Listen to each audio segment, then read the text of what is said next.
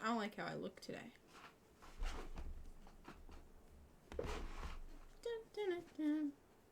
Hi. Hello. Bello. Hello.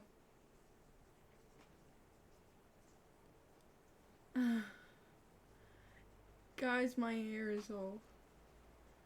Actually, it's kind of straightening out now that I've been inside for long enough. But when it was up, it was going crazy. Anyways.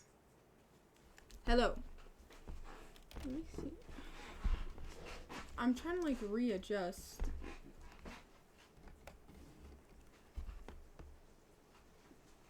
I don't know. Hello. Now, y'all don't know Doki Doki. I'm sure. But you will now. Let me see. I bought it so long ago by now. But we'll see. I love Doki Doki, dude. Doki Doki, dude. Let me see. Guys, I'm real professional, trust me.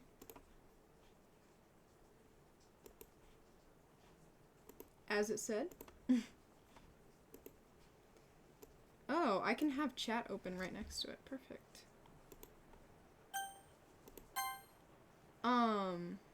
You thought it was just a cosplay company? No, I want to cosplay them though.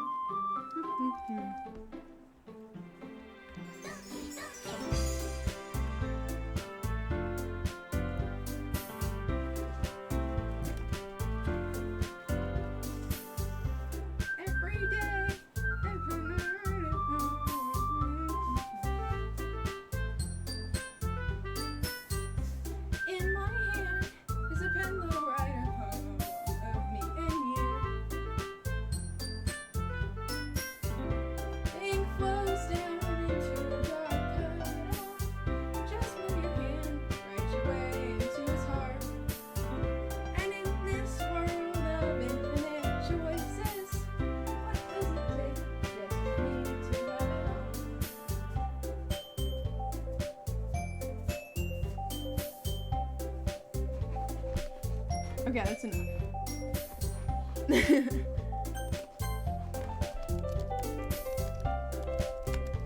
Should I change it to something else? No, I won't. I'll do Quinn. Hey! I see an annoying girl running toward me from the distance, waving her arm in the air. Like she's totally oblivious to any attention she might draw to herself. That girl is Sayori, my neighbor, and good friend since we were children. You know, the kind of friend you never see yourself making today, but it just kind of works out because you've known each other for so long. Is it really loud? It might be. We used to walk to school together on days like this, but starting around high school, we would oversleep more and more frequently, and I would get tired of waiting up. But if she's gonna chase after me like this, I almost feel better off running away. It's too loud?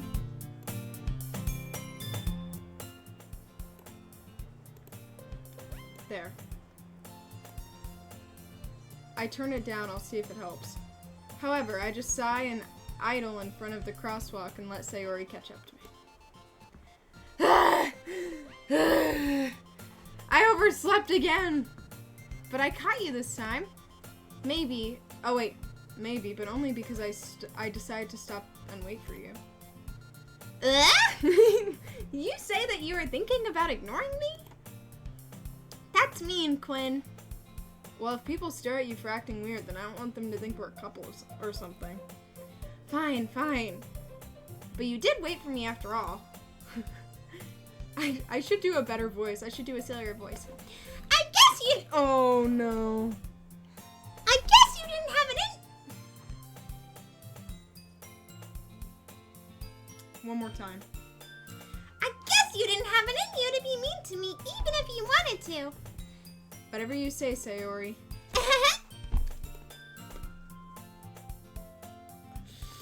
Oh, man. Oh, me, oh, my.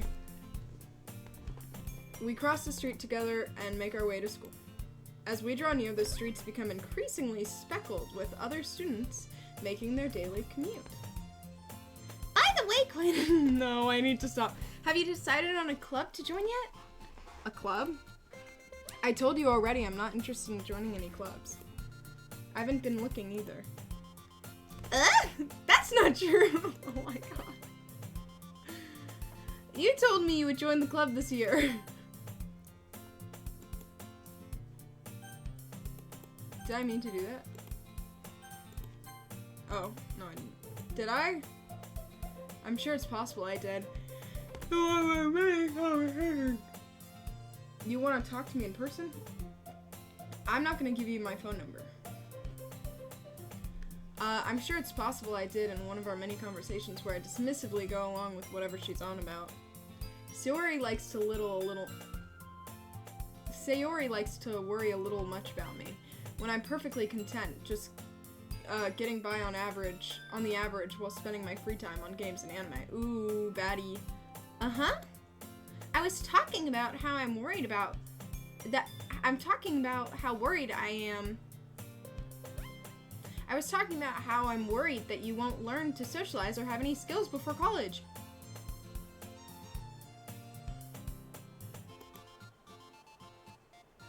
Your happiness is really important to me, you know. And I know you're happy now, but I die at the thought of you becoming an NEET in a few years because you're not used to the real world. Oh wait, wrong one. I meant... You trust me, right? Don't make me keep worrying about you. Alright, alright. I'll look at a few clubs if it makes you happy. No promises, though. Will you at least promise me you'll try a little? Yeah, I guess I'll promise you that.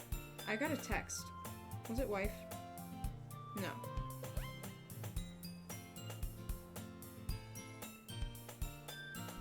I have to let the stinky out. I guess you'll just chill with Sayori. Yay! Taxi, do you need to shit? Come on. Let's go poopy.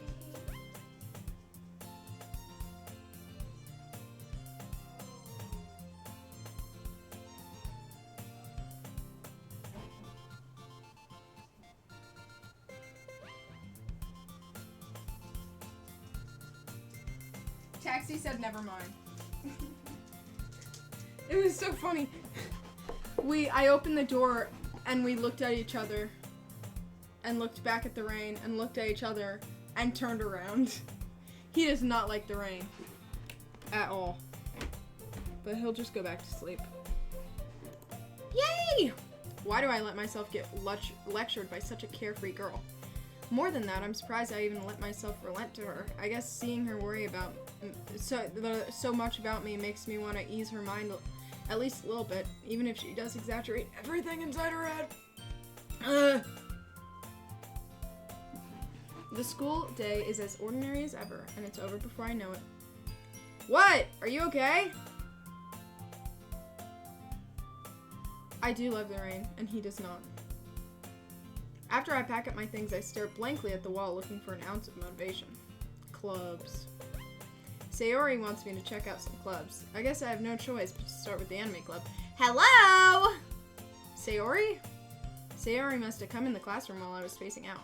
I look around and realize I'm the only one left in the classroom. I don't want to guys, I don't want to text you. I don't want to text you. Your crush is straight. Give up. Honestly, you're even worse than me sometimes. I'm impressed. You don't need to wait for me if it's gonna make you late to your own club. Well, I thought you might need some encouragement, so I thought, Oh, she's blushing. No, what? well, that you could come to my club. Sayori. Yeah? There's no way I'm going to your club.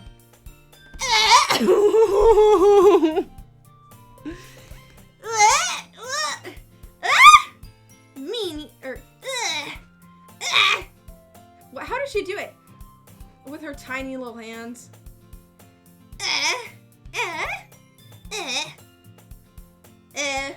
Meanie. I give up. Fucking kill me. Sayori is the vice president of the literature club. Not that I was ever aware that she had any interest in literature. In fact, I'm 99% sure she only did it because she thought it would be fun to start a new club. Since she was the first one to show interest after the one who proposed the club, she inherited the title vice president.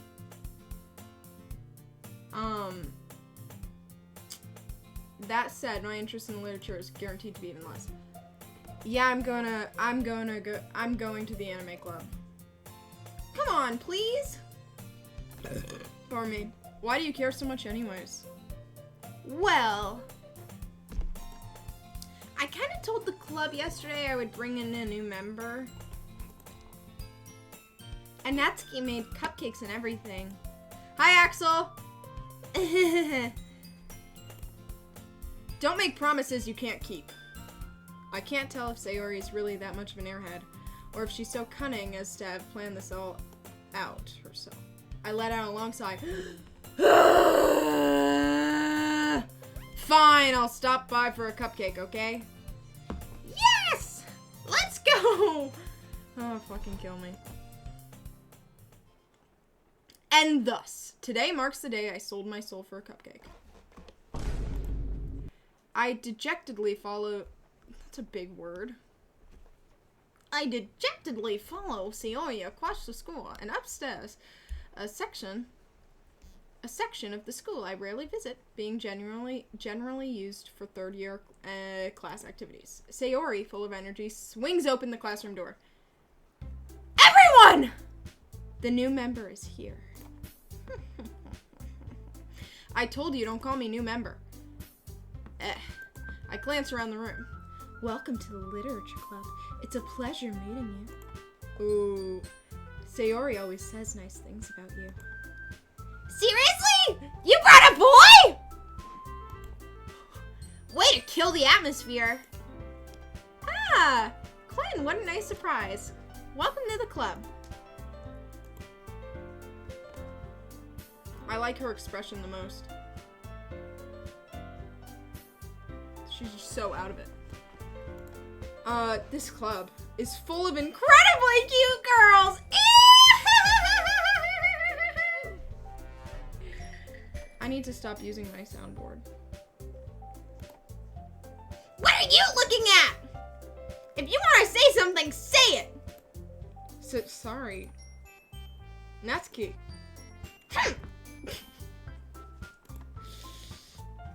The girl with the sour attitude, whose name is apparently Natsuki, is the one I don't recognize.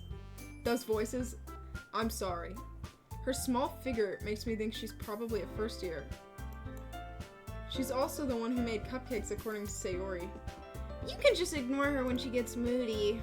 Sayori, oh wait. You can just ignore her when she gets moody. Anyways, this is Natsuki, always full of energy. Oh wait, and this is Yuri, the smartest in the club. If someone comes home right now, I'm gonna shoot myself. Dude, the door's... Oh, wait, no, it's not open. My bad, baby. I'm sorry. I'm sorry, pretty boy. Off he goes. I'm back. Oh, wait. Don't say it like that. Yuri, who appears comparably more mature and timid.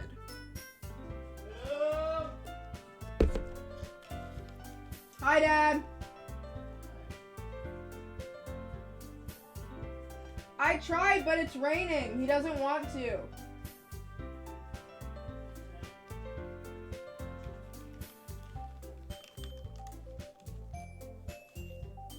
I'm just not gonna have the headphones on so I can volume control. Well, it's nice to meet both of you. And it sounds like you already know Monica, is that right? Oh my god, I need to not do this right now. That's right, it's great to see you again, Quinn.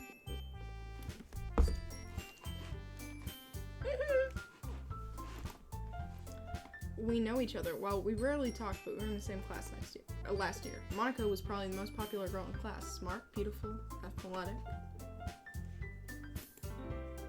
Basically, completely out of my league. So having her smile at me so genuinely feels a little... You too, Monica.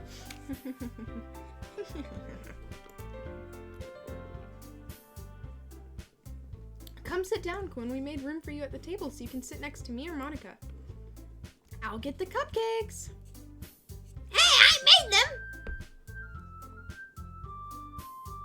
I don't know when I went from tsundere to elf, but sorry, I got a little too excited.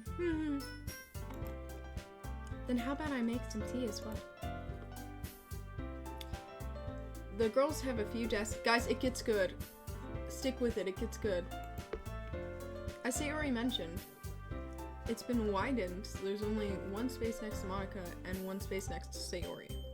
Natsuki and Yuri walk over to the corner of the room where Natsuki gets a wrap tray and Yuri opens the closet. I honestly feel like I figured out, okay, I came out after I knew about this game and after I played it. What if I looked up Yuri because she was my favorite and then I got indoctrinated?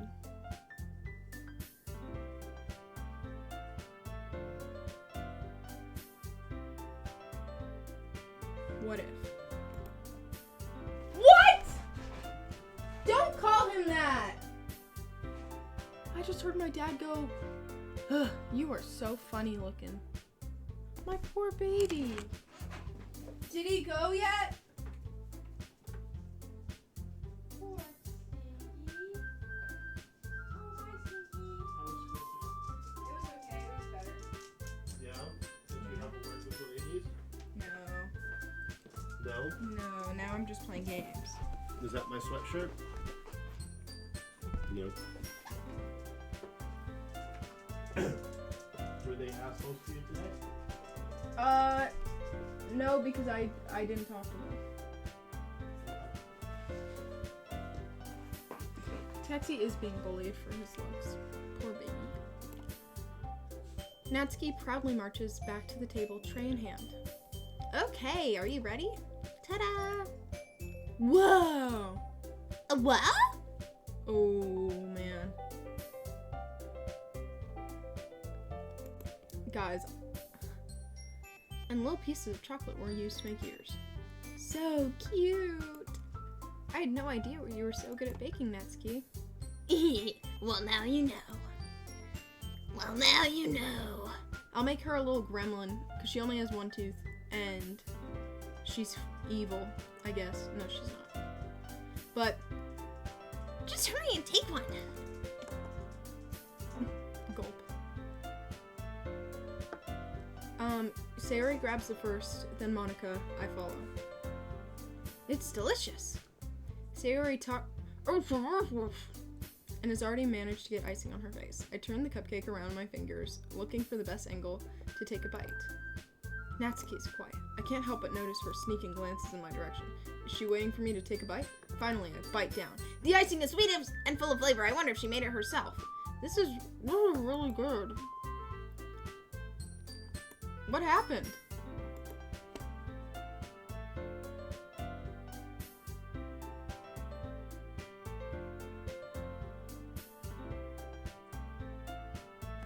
It still stays on my screen over here, but only 2 messages stay. Oh wait, I guess. Wait, soon. Weird. Taxi! What are you doing? Thank you, Natsuki. Why are you thanking me? It's not like Haven't I heard this somewhere before? made them for you or anything. Wait, guys. Because we just got introduced to her, guess what we need to do?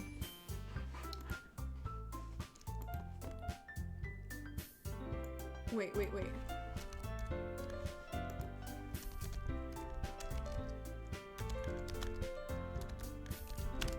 I know. I'm just nervous to walk out of the We're room. gonna do I the feel like I did Natsuki rap something. battle. Shaking my head. I'm ashamed. Just say.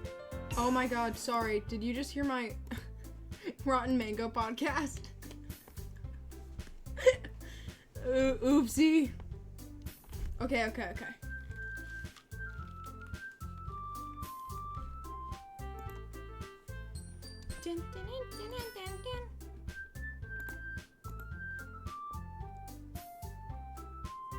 I don't think I have any. Let's do this. Okay, gang. Wait, is there a way I can mute this? I don't want the music anymore. Turn it off. Okay. Okay, gang. Here's what we do. Are we ready? I don't remember this very well. That's not a character in this game, it's a different thing. Best of all time, she's unbridled. I recycled archetype. Okay, I won't do this one. I need to do next, please.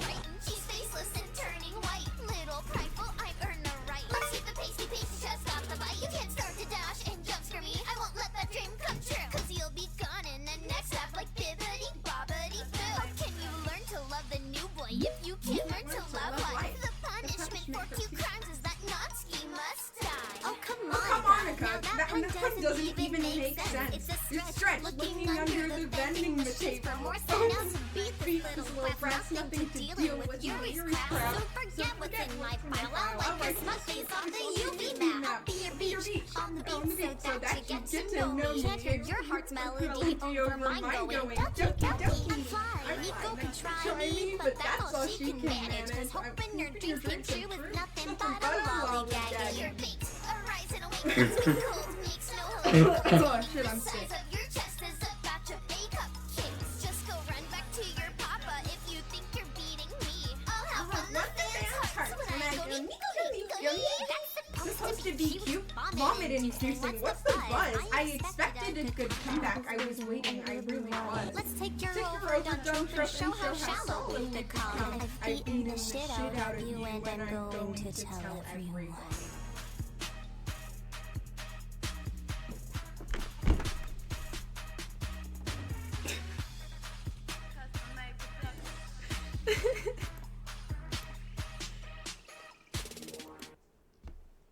That's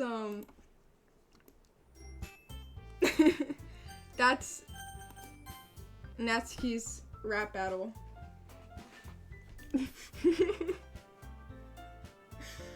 Oh god. I thought you technically did. Sayori said, well, maybe, but not for you. Pardon me. You know, dummy. Alright. I give up on Natsuki's weird logic and dismiss the conversation. Yuri returns to the table carrying a tea set. She carefully places a teacup in front of each of us before setting down the teapot next to the cupcake tray. You keep a whole tea set in this classroom? Don't worry, the teachers gave us permission. After all, doesn't a cup of hot tea make you enjoy a good book? I guess. Don't let yourself get intimidated. Yuri's just trying to impress you. That's not... Insulted. Yuri looks away. Oh, my headset flew off. I meant that, you know... I believe you. Well, tea and reading might not be a pastime for me, but I at least enjoy tea. I'm glad. Yuri faintly smiles to herself in relief. Monica raises an eyebrow, then smiles at me. Guys, there's so many more songs I can show you guys once we finish the game, okay? So what made you consider the literature club?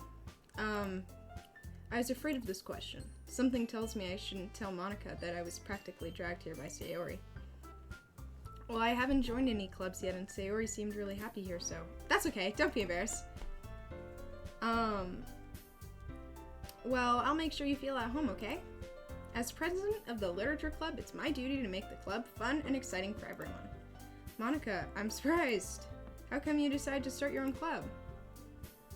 You could probably be a board member for any of the major clubs. Weren't you a leader of the debate club last year? Well, you know, to be honest, I can't stand all the politics around the major clubs. It feels like nothing but arguing the budget and publicity and how to prepare for events. I'd much rather take something I personally enjoy and make it something special out of it. Ooh, okay, baddie. And if it encourages others to get into literature, then I'm fulfilling that dream. Baddie.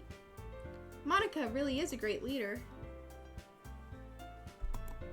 Then I'm surprised there aren't more people in the club yet. It must be hard to start a new club. You could put it that way. Not many people are very interested in putting out all the effort to start something brand new, especially when it's something that doesn't grab your attention like literature. You have to work hard to convince people you're both fun and worthwhile. Oops, I pressed the wrong button. No! I keep accidentally... I'm confident we can really grow this club before I graduate. Right, everyone? Yeah! We'll do our best. You know it. Everyone enthusiastically agrees. Such different girls, all interested in the same goal. Yep. My nose is itching me. Monica must have worked really hard to find these three. Maybe that's why they're all so Why they're all so delighted by the idea of a new member joining. Oh my god, how do I keep misclicking? So, Quinn, what kind of things do you like to read? Well, considering how little I've read the past few years, I really don't have a good way of answering that. Manga? I mutter quietly to myself, half joking. Not much of a reader, I guess.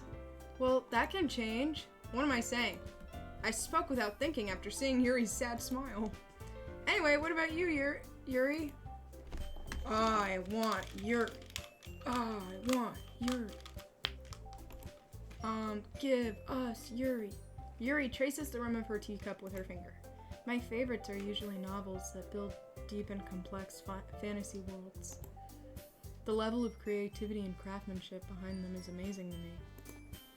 And telling a good story in such a foreign world is equally impressive. Yuri goes on, clearly passionate about her reading. She seems so reserved and timid since the moment I walked in, but it's obvious by the way her eyes light up when that she finds her comfort in the world of books, not people. But you know, I like a lot of things. Stories with deep psychological elements usually immerse me as well.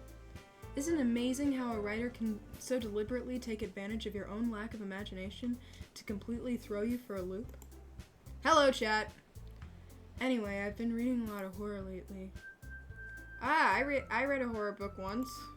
I desperately grasped something I can relate to at the minimal level. At this rate, Yuri might as well be having a conversation with a rock. 'Cause my dick is hard. Really? I wouldn't have expected that, Yuri. For someone as gentle as you. I guess you could say that. But if a story makes me think or takes me to another world, then I really can't put it down. Surreal horror is often... Oh my god, the rain. Surreal horror is often very successful at changing the way you look at the world. If only for a brief moment. Ugh, I hate horror. Oh, why is that? Well, I just... Natsuki's eyes dart over for me for a split second. Never mind. That's right, you usually like to write about cute things, don't you, Natsuki? What? What gives you that idea? You left a piece of scrap paper behind last club meeting. It looked like you were working on a poem called Don't Say It Out Loud! And give that back. Fine, fine. Your cupcakes, your poems. Everything you do is just as cute as you are. Sayori slides up behind Natsuki and puts her hands on her shoulders. I'm not cute! Natsuki, you write your own poem? Oh. Well, I guess sometimes. Why do you care? I think that's impressive. Why don't you share them sometime? No! Ow!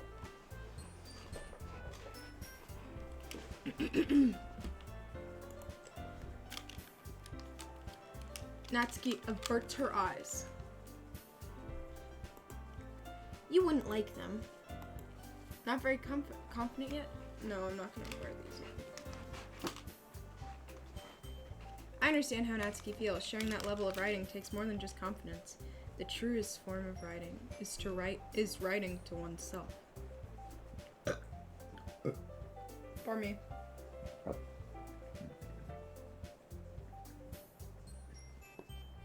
You must be willing to open up to your readers,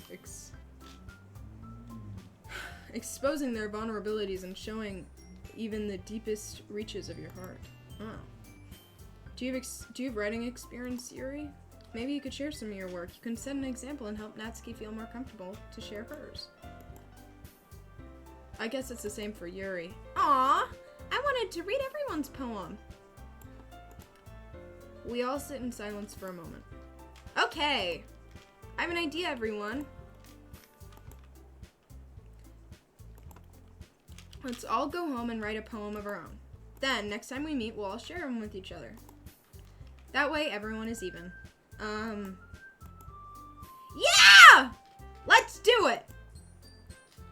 Plus, now that we have a new member, I think it'll help us get a little more comfortable with each other and strengthen the bond of the club. Waiter, more Yuri, please. Isn't that right, Quinn? Monica smiles warmly at me once again.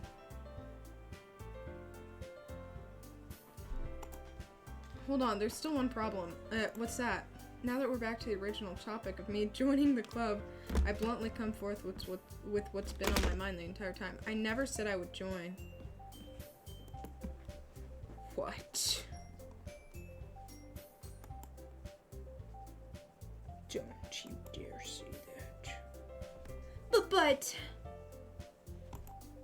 I'm sorry, I thought... Quinn! You all... I'm defenseless against these girls. How am I supposed to make a clear-headed decision when it's like this? If writing poems is the price I need to pay in order to spend every day with these beautiful girls, right. Okay, I've decided then. I'll join the literature club. Yes! I'm so happy! Hey, you really did scare me for a moment. If you had just came for cupcakes, I would be super pissed. Then let's make it official. Welcome to the literature club. Thanks, I guess. Okay, everyone. I think with that, we can officially end today's meeting on a good note. Everyone, remember tonight's assignment. Write a poem to bring to the next meeting so we can all share. You're set 1 billion million gay bits. I don't know if you did. Quinn, I look forward to seeing how you express yourself. Yeah. Can I really impress the class star Monica with my mediocre writing skills? I already feel the anxiety welling up inside me. Meanwhile, the girls continue to chit-chat as Yuri and Natsuki clean up their food. Hey Quinn, since we're already here, do you want to walk home together?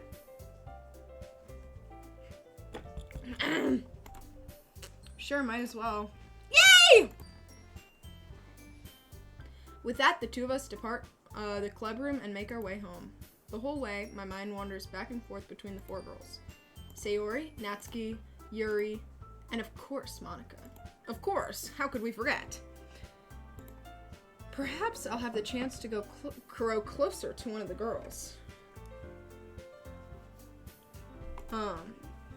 Alright!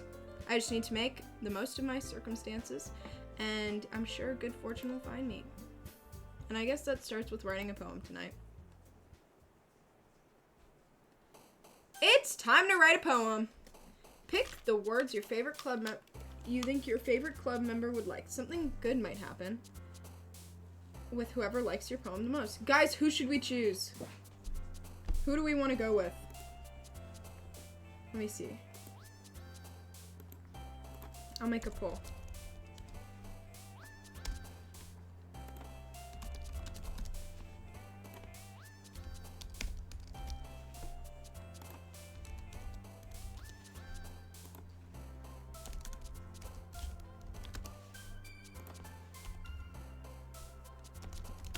Okay.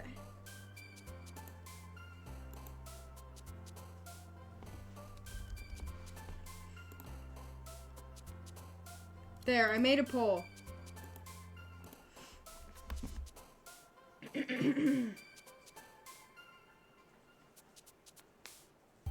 Natsuki. No, I think most people are going with Yuri.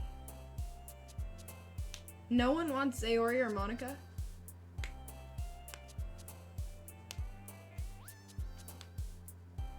Okay, it looks like it's gonna be Yuri.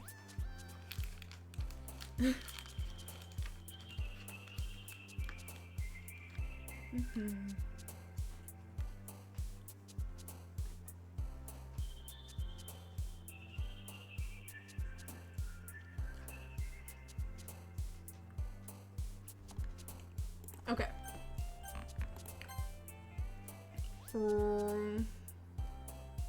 Melancholy. No. Horror? Who the fuck wants socks? Now I kind of want to click it just to find out.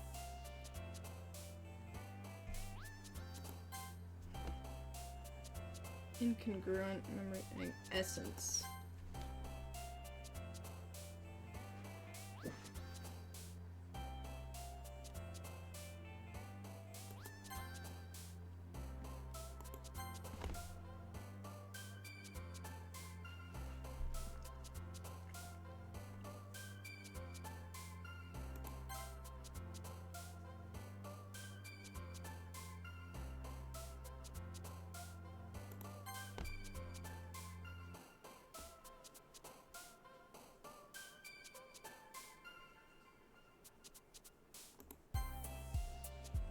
Okay, I'm gonna assume if it's a word I don't know, it's probably Yuri.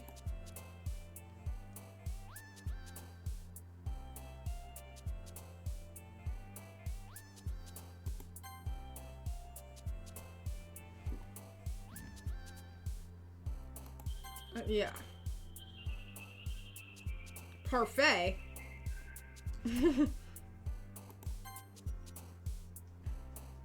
I'm so curious who that would be.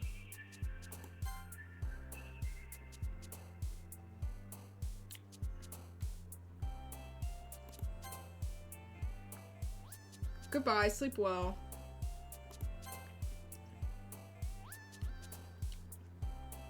This is not that easy. Email.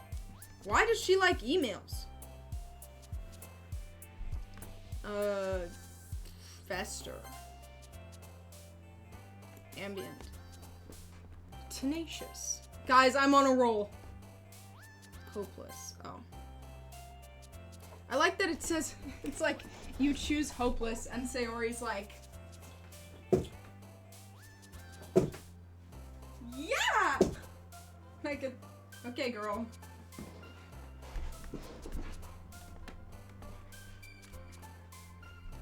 Eternity. Feels like an eternity. Hi again, Quinn. Glad to see you didn't run away on us. Nah, don't worry. This might be a little strange for me, but at least I kept my word. I'm gonna see if it can go automatic. Well, I'm back at the literature club. That's what it takes. I was the last to come in, so everyone else is already hanging out. Thanks for keeping your promise, Quinn.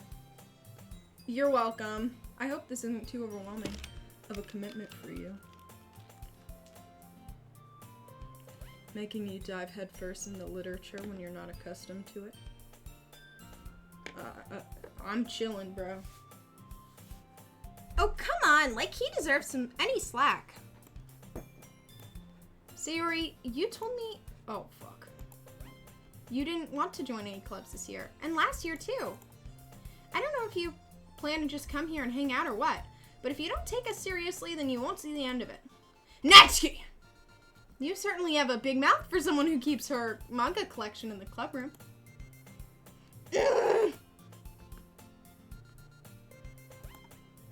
Manga is literature.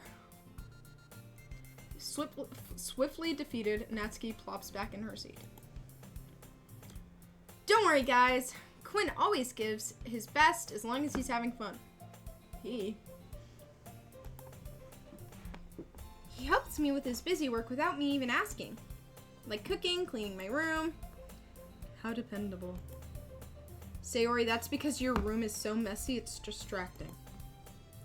And you almost set your house on fire once. Is that so? You two are really good friends, aren't you? I might be a little jealous. How come you and Quinn could become good friends too? Sayori! As usual, Sayori seems oblivious to the weird situation she put me into. Oh, Yuri even brought you something today, you know?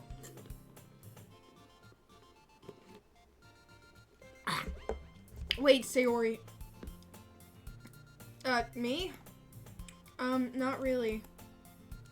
Don't be shy. It's really nothing. What is it? Never mind. Sayori made it sound like a big deal when it's really not. What do I do? I'm sorry, Yuri, I wasn't thinking. I guess it means it's up to me to rescue this situation. Hey, don't worry about it. First of all, I wasn't expecting anything in the first place. So any nice gesture from you is a pleasant surprise. It'll make me happy no matter what. Is that so?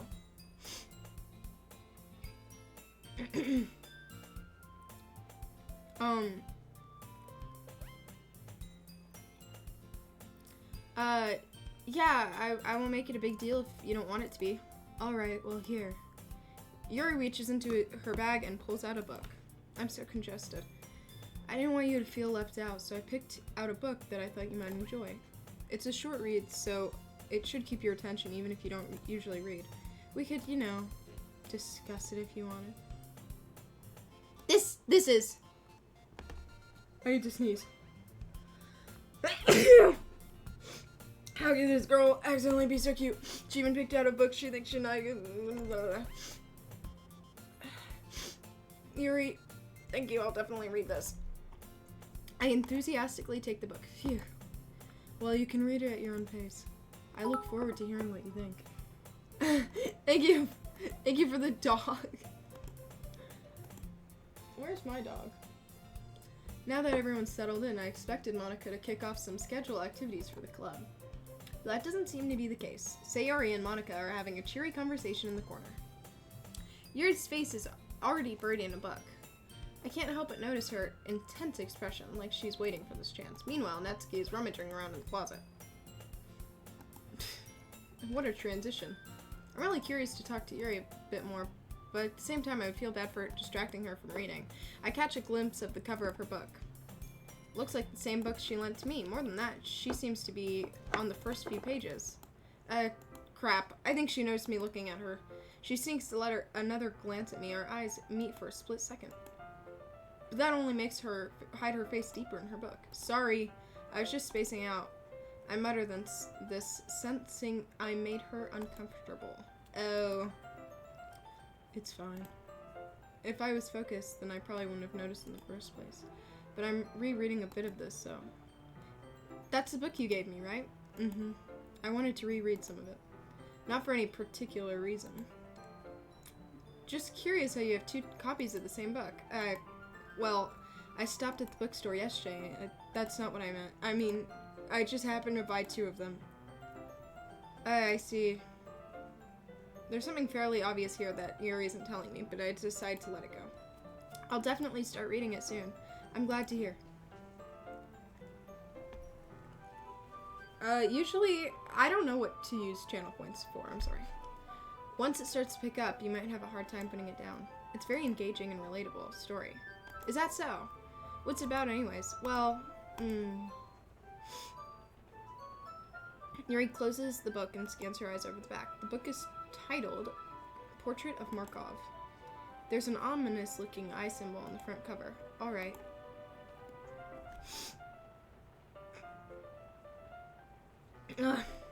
I just wanted to make sure I didn't accidentally give something away. Basically, it's about this girl in high school who moves with her long-lost younger sister. Yada yada, I don't care. No matter what she does, she ends up destroying most of her relationships and her life starts to fall apart. That's kind of dark, isn't it? Yuri made it sound like it was going to be a nice story. So that dark turn came out of nowhere, but she's so happy about it. Okay, freak. Are you not a fan of this sort of thing, Quinn? I don't know.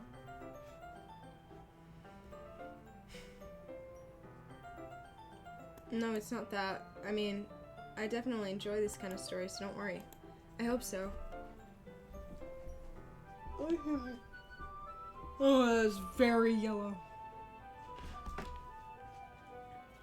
I might go with this lighting. She's really shy and reclusive on the outside, but her mind seems to be completely different. It's just those kind of stories, they challenge you to look at life from a strange new perspective. I really need to blow my nose, you guys. I'll be right back.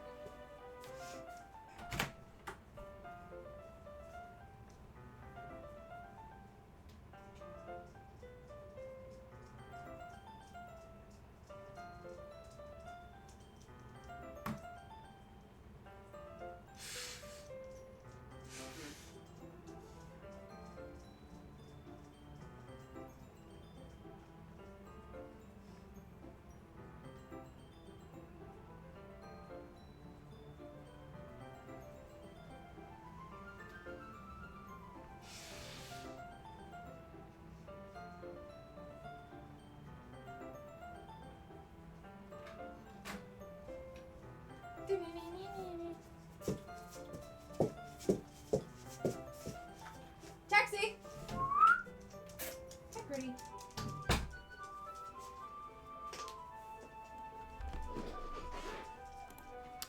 Because they have their own goals, or their own philosophy that they believe in. Then suddenly, when you thought you related to the protagonist, they're made out to be the naive one for letting their one-sided morals interfere with the villain's plans. I'm rambling, aren't I? Not again. I'm sorry. Hey, don't apologize. I haven't lost interest or anything. Well, I guess it's alright then. But I feel like I should let you know I have this problem. When I let things like books and writing fill my thoughts, I kind of forget to pay attention to other people. So I'm sorry if I end up saying something strange. And please stop me if I start talking too much. Hi, babe. I am playing this game, but you should totally watch because, trust me, it picks up. You have to trust me. I don't think you need to worry. That just means you're passionate about reading. The least I can do is listen. I screwed up my makeup today.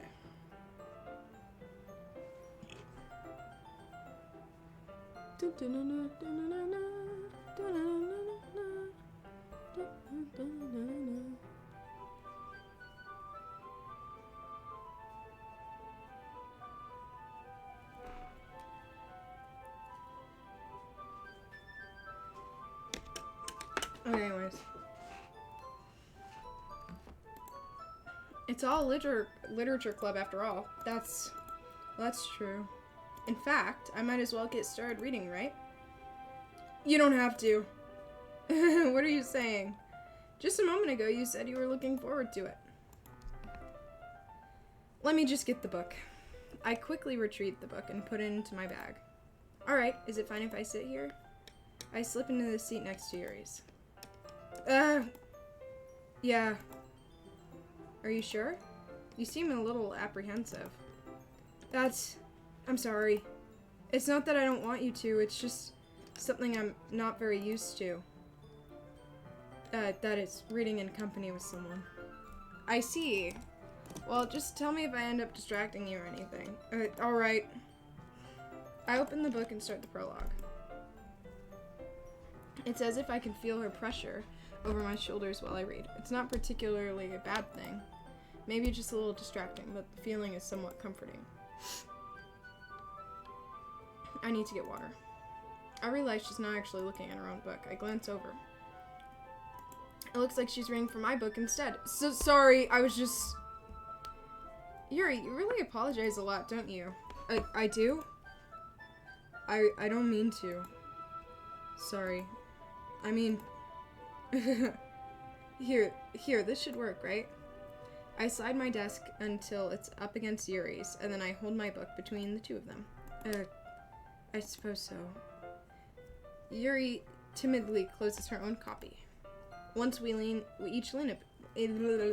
Our shoulders are almost touching. It feels like my left arm is in the way, so I use my right hand to open the book again. I guess this makes it difficult to turn the page. Here.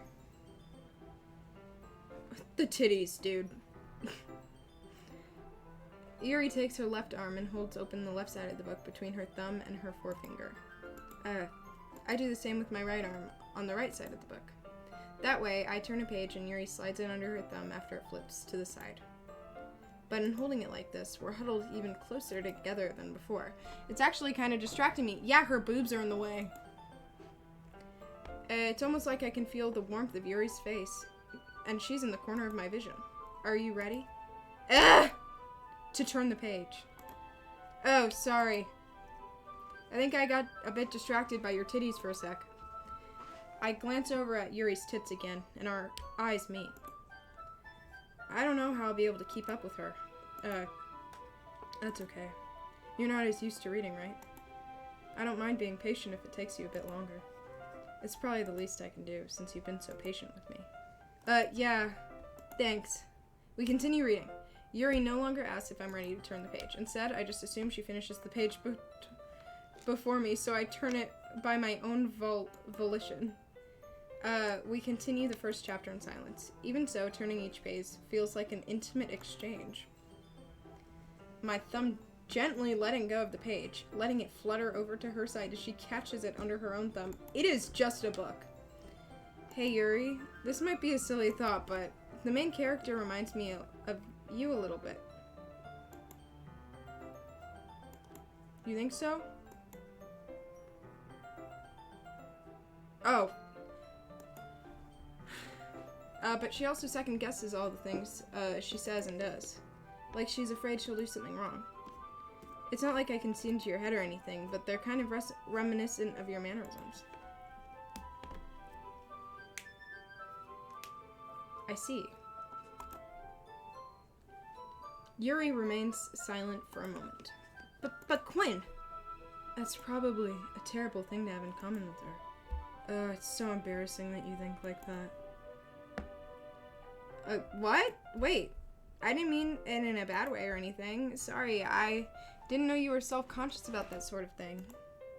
I guess I more meant I think that it's kind of cute. What are you saying all of a sudden? Okay, everyone! How did she even have her hand like that?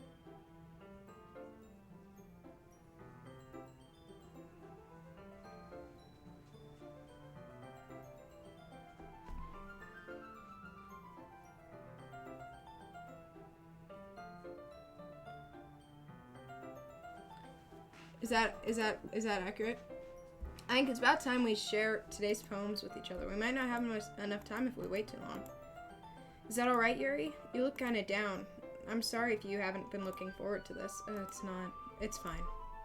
Yuri releases her hand from the book, causing it to close on top of my thumb. Ow! I guess I'll do some more reading tonight. Or would you prefer I only read with you? I guess I don't have too much of a preference either way. In that case, I'll read a little more tonight. It'll be more fun to read with you after it picks up a bit, you know? That's good reasoning. Oh wait, that's good reasoning. In that case, feel free to finish the first 2 chapters in your own time. Alright. I stand up. I make a mental note of where I left off in the book, and I slip it back into my bag. I keep adding words. By the way, did you remember to write the poem last night? Yeah, my relaxation ends. I can't believe I agreed to do something so embarrassing. I couldn't really find much inspiration since I've never done this before. Well, now that everyone's ready, why don't you find someone to share with? I can't wait! Sayori and Monica enthusiastically pull out their poems. Sayori's is on a wrinkled sheet of loose leaf torn from a spiral notebook. What? On the other hand, dude, I can't talk. On the other hand, Monica wrote hers in a composition notebook. Okay, baddie. I can already see Monica's pristine handwriting from where I sit. Natsuki and Yuri reluctantly comply as well, reaching into their bags. I do the same myself.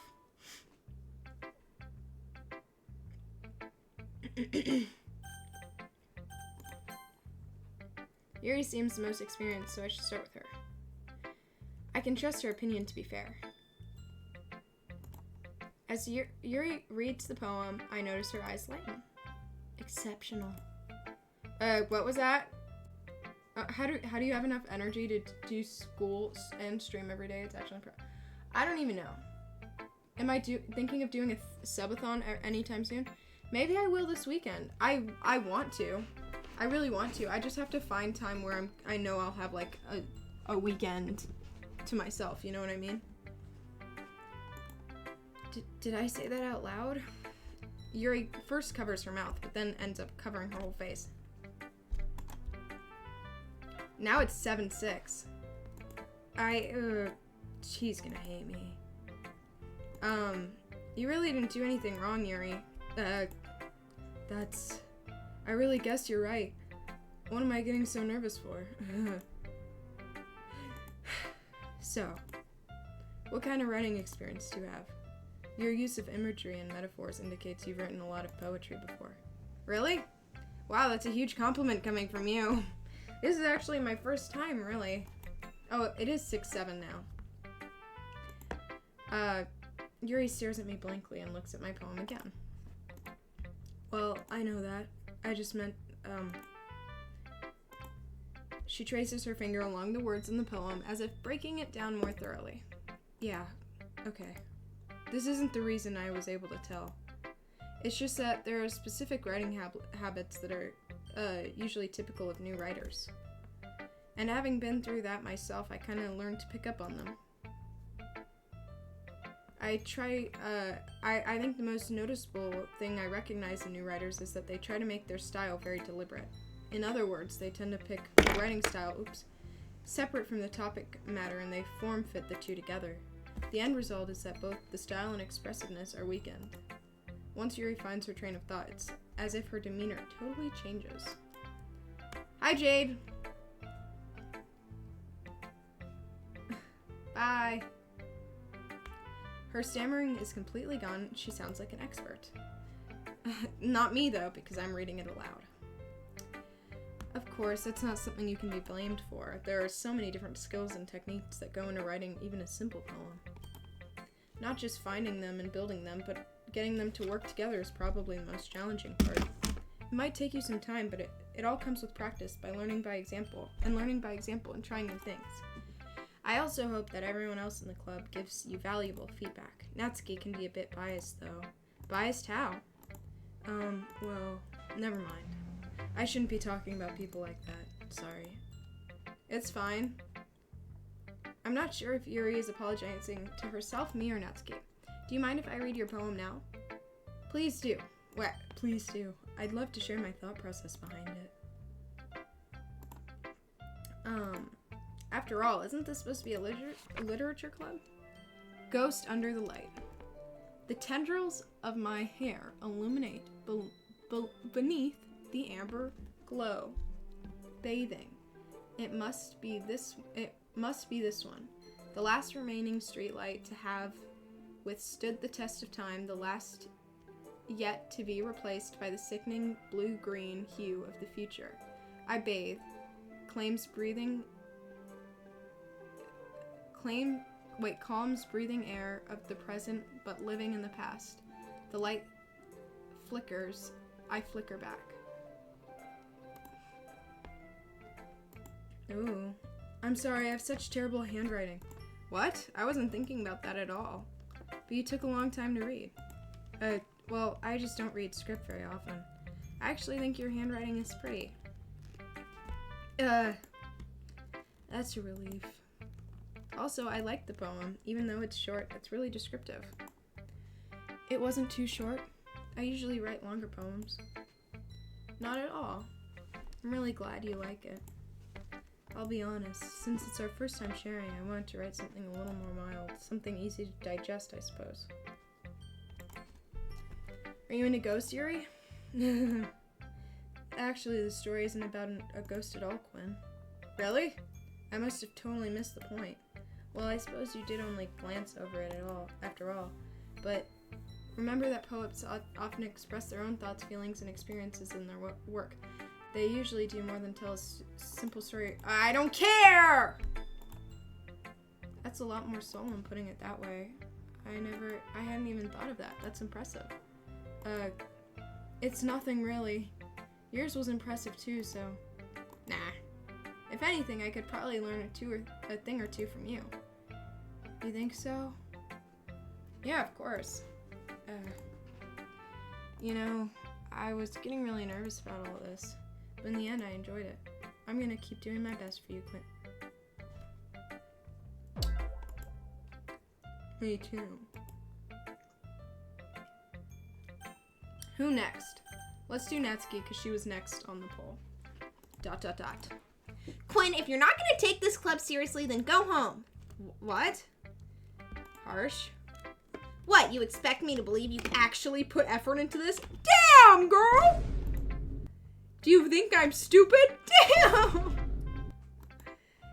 I'm not a writer. Maybe it's not very good, yeah, but I put in the effort. We all start somewhere, right? If you're still proud of the first poem you wrote, I'd like to read it. Painful to think about. Fine! Well, sorry. You'll get better anyways. I'll tell you what to improve. But you're better off just trying again. Fair enough. Well, to each their own, I guess. Anyways, I gotta share mine now.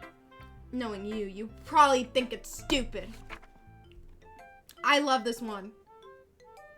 Eagles can fly, monkeys can climb, crickets can leap, horses can race, owls can seek, cheetahs can run, eagles can fly, people can try, but that's about it.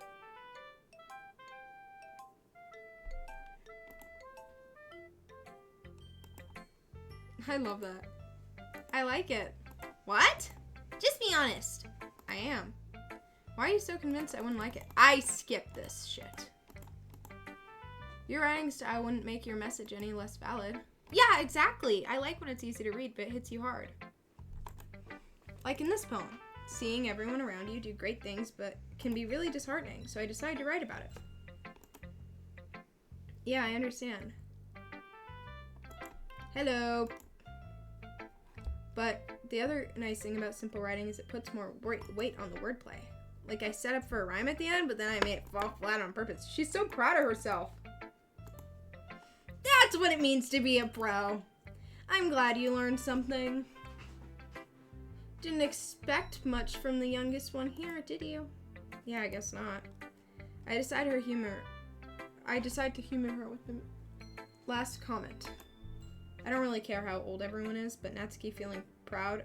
If Natsuki is feeling proud, I won't take that away from her. Who is next? I think Sayori was people voted next. ... This is a good poem, Quinn. Are you sure it's your first time? Of course. It's not that good. Am I the kind of guy who would be writing poems in his spare time? I guess you're right. Mommy. But that's what impressed me. Oh, death. Well, to be honest, I was afraid you wouldn't do it seriously, or that you wouldn't write one at all. I'm really happy that you wrote one. It just reminds me of how you're part of the club now. Not to mention the fact that I'm standing in front of you in the club room. Well, of course. I'm not really into it yet, but that doesn't mean I'll break my promise. It is not Yuri. But it is if I'm reading it as a female. Deep down, you're not selfish at all, you know, trying new things like this for other people. Thanks, Sayori. I'm not sure if Sayori sees the full picture of my motive here.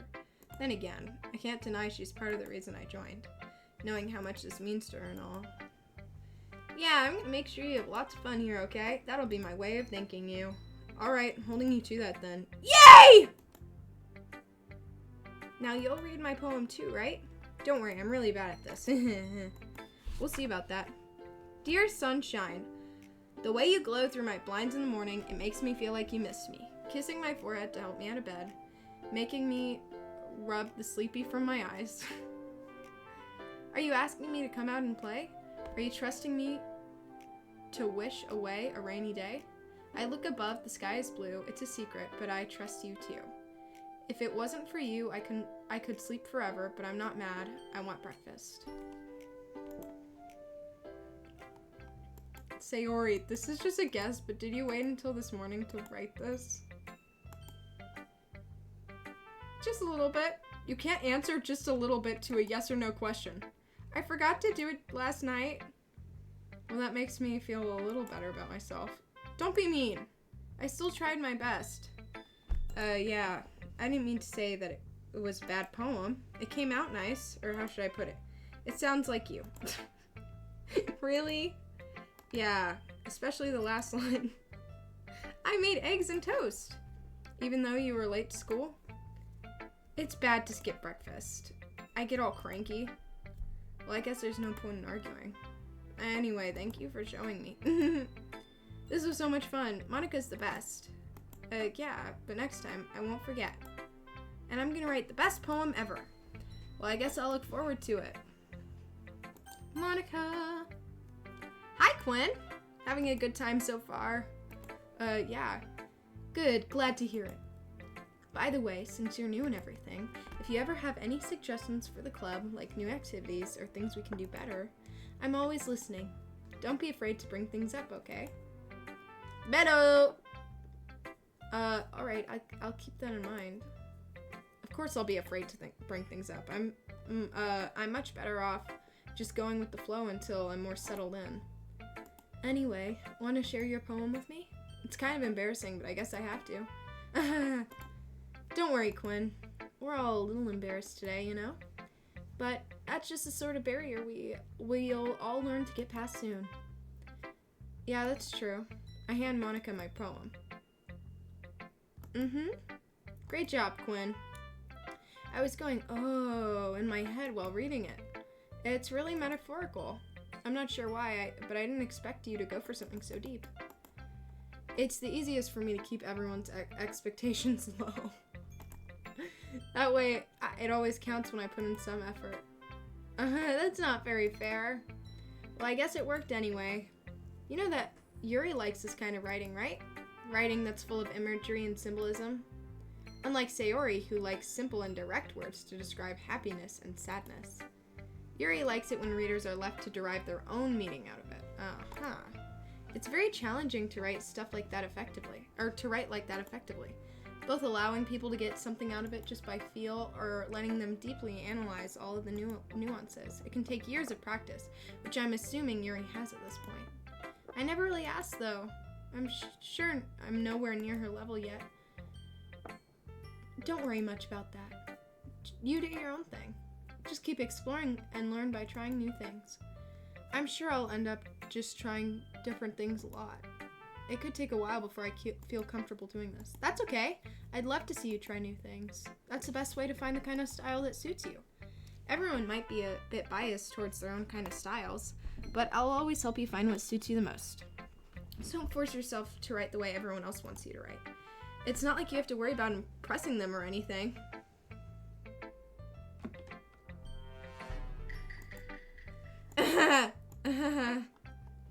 Do you want to read my poem now?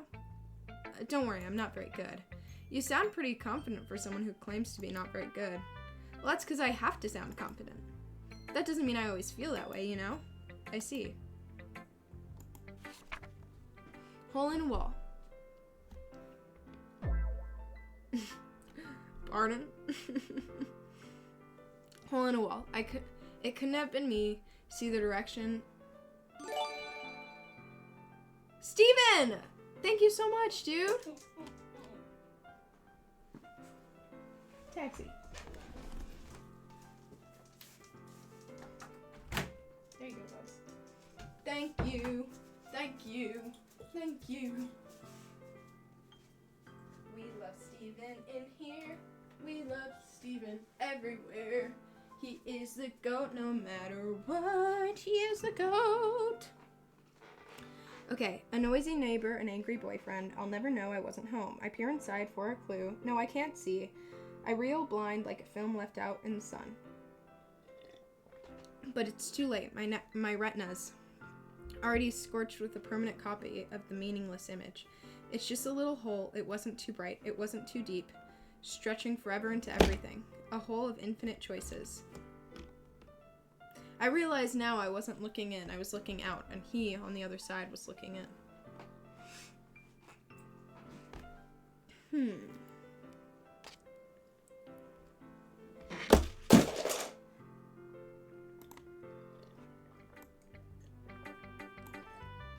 We love Steven. It's very freeform, if that's what you call it.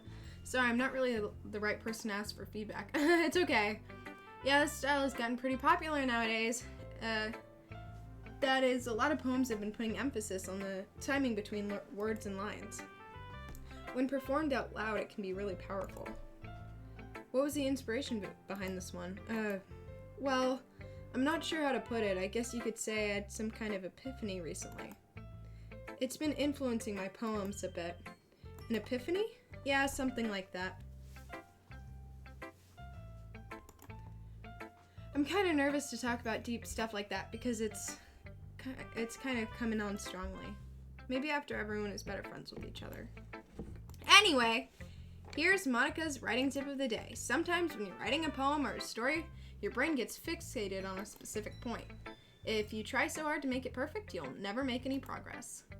Just force yourself to get something down on the paper and tidy it up later. Hi, Kyle. Another way to think about this is, if you keep your pen in the same spot for too long, you'll just get a big, dark puddle of ink. So just move your hand and go with the flow. That's my advice for today. Thanks for listening. I guess that's everyone. I glance around the room. That was a little more stressful than I anticipated. As if everyone is judging me for my mediocre writing abilities. Even if they're just being nice, there's no way my poems can stand up to theirs. This is a literature club after all, I sigh. I guess that's what I end up getting myself into. Across the room, Sayori and Monica are happily chatting. My eyes land on Yuri and Natsuki. Gay ass! They gingerly explain sheets of paper, sharing their respective poems. As they read in tandem, I watch their expressions change. Natsuki's eyebrows are furrowed in frustration. Meanwhile, Yuri smiles sadly. What's with all this language? Did you say something? Oh, it's nothing. Natsuki dismissively returns the poem to the desk with one hand. I guess you could say it's fancy. Thanks. Yours is cute. Cute? Did you just completely miss the symbolism or something? It's clearly about the feeling of giving up. How could that be cute? I know that. I just meant the language, I guess. I was trying to say something nice. Fuck. You mean you have to try hard to come up with something nice to say? Thanks, but it really doesn't come out nice at all. Well, I do have a couple suggestions. If I was looking for suggestions, I would have asked someone who actually liked it. Which people did, by the way. Sayori liked it, and Quinn did too. So based on that, I'll gladly give you a suggestion of my own. First of all, excuse me. I appreciate the offer, but I've spent a long time establishing my writing style. I don't expect much change anytime soon, unless, of course, I come across something particularly inspired, which I haven't yet. And Quinn liked my poem too, you know. He even told me, I'm gonna change the pronoun. She even told me she was impressed by it. Natsuki suddenly stands up. Uh-oh. I didn't realize you were so invested in trying to impress our new member, Yuri. That's not what... You're just... Maybe you're just jealous that Quinn appreciates my advice more than she appreciated yours. Huh? And how do you know she didn't appreciate my advice more? Are you that full of yourself? No. If I was full of myself, I would deliberately go out of my way to make everything I do overly cutesy. Ooh, shit! Oh, shit! Is everyone okay? Well, you know what? I wasn't the one whose boobs magically grew a size bigger as soon as Quinn started showing up. Natsuki. Natsuki, that's a little... This doesn't involve you! I don't like fighting, guys! Suddenly, both girls turned towards me as if they just noticed I was standing there. Quinn.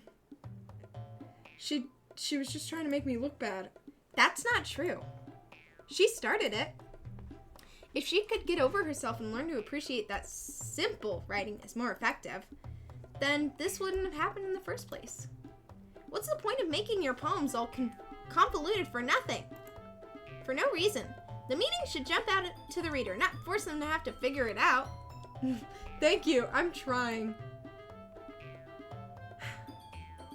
Help me explain that to her, Quinn. Wait, there's a reason why we have so many deep and expressive words in our language. It's the only way to convey such complex feelings and meaning most effectively. Avoiding them is not only unnecessarily limiting yourself, it's also a waste. You understand that, right, Quinn? Well? How'd I get dragged into this in the first place? It's not like I know anything about writing. But whoever I agree with, they'll probably think more highly of me. What should I say? Should I say help me, Sayori? I kind of want to ask her for help. No! We're going with Baddie Yuri, right? Wait, what do we say? What do you guys think?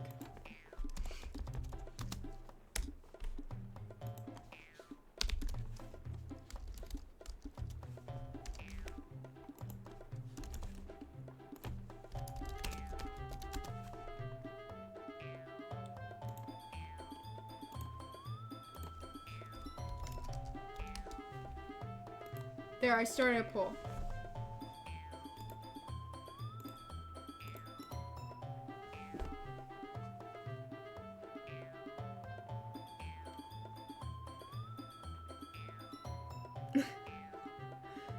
It seems like we have a trend here. I guess we'll go with Nuri. I feel so bad going with Yuri. Natsuki, you're right that I liked your poem.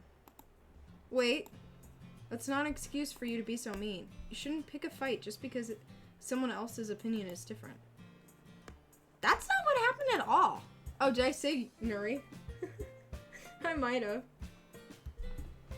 Yuri wouldn't even take my poem seriously. I understand. Yuri, you're seriously a talented writer.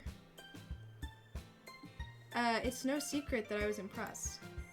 Well, but here's one thing. Here's the thing. No matter how simple or refined someone's writing style is, they're still putting feeling into it, and it becomes something really personal. That's why Natsuki feels threatened when you said her poem was cute. I see. I didn't notice that I'm sorry. Ugh. But Natsuki, you took it way too far. Dude, I feel like we kind of chose both of them. Yuri means well, and if you told her how you felt, then this wouldn't have happened in the first place. Are you kidding? That's exactly what I did. It was her that. Natsuki, that's enough. Or wait, Natsuki, that's enough. You both said some things that you didn't mean. Yuri apologized. Don't you think you should too? Nuri is such a baddie, bro. Always go with Nuri. In the end, no one has taken her side. She's trapped, at this point being defiant, only because she can't handle the pressure.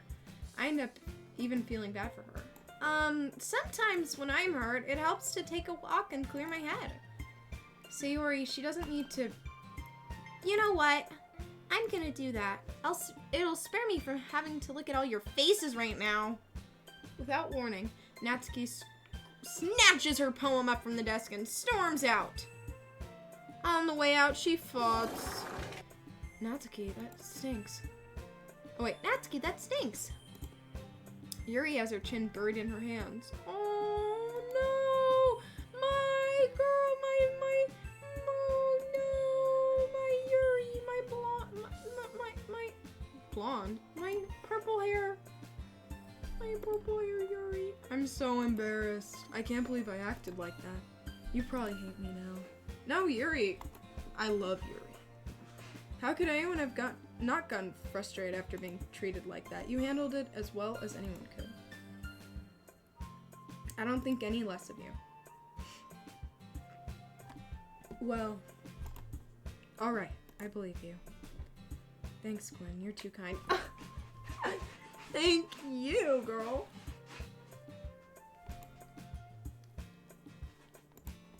It's nothing. One more thing. That one thing Natsuki said about, I would never do anything so shameful. So, here, just feel my boobs. I can prove they're real. What thing did Natsuki say? Well, never mind that. I'm gonna make some tea. Good idea. Make enough for more than one person, okay? Yeah. Okay, everyone. It's just about time for us to leave. How do you all feel about sharing poems? It was a lot of fun. Well, I'd say it was worth it. It was alright. Well, mostly. Quinn, what about you? Yeah, I'd say the same. It was neat it was a neat thing to talk about with everyone. Awesome. In that case, we'll do the same thing tomorrow. And maybe you learned something from your friends too. So just put your so your poems will turn out even better. Why was I thinking so just put your poems? I think to myself, I did learn a little more about the kinds of poems everyone likes. With any luck, that means I could do a better job impressing those I want to impress. I nod to myself with newfound determination. Quinn, ready to walk home? Sure, let's go. Sayori beams at me. It has truly been a while since Sayori and I have spent this much time together. I can't really say I'm not enjoying it either. Oh, I love her. She's my queen. Sayori, about what happened earlier. What do you mean? Between Yuri and Natsuki? Does that kind of thing happen often? No. That's really the first time I've seen them fight like that. Someone get Sayori a what? She needs, I don't know, Lexapro. And Adderall. She needs all of the above. I promise they're both wonderful people. You don't hate them, do you? No, I don't hate them. I just wanted your opinion, that's all. Why is Sayori giving Uwu pick-me? Let's see how that plays out, bitch. Let's see if you regret that soon, bitch. Let's see if you regret that soon. The Uwu pick-me is Natsuki. She's like, It's not like I like you.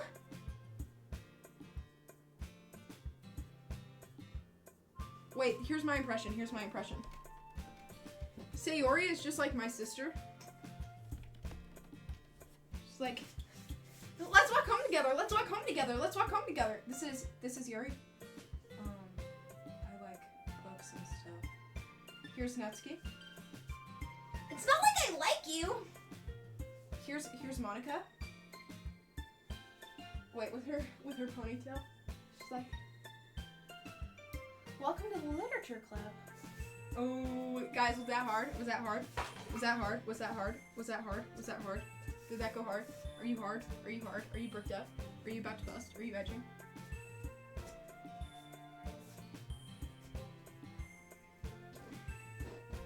I think so.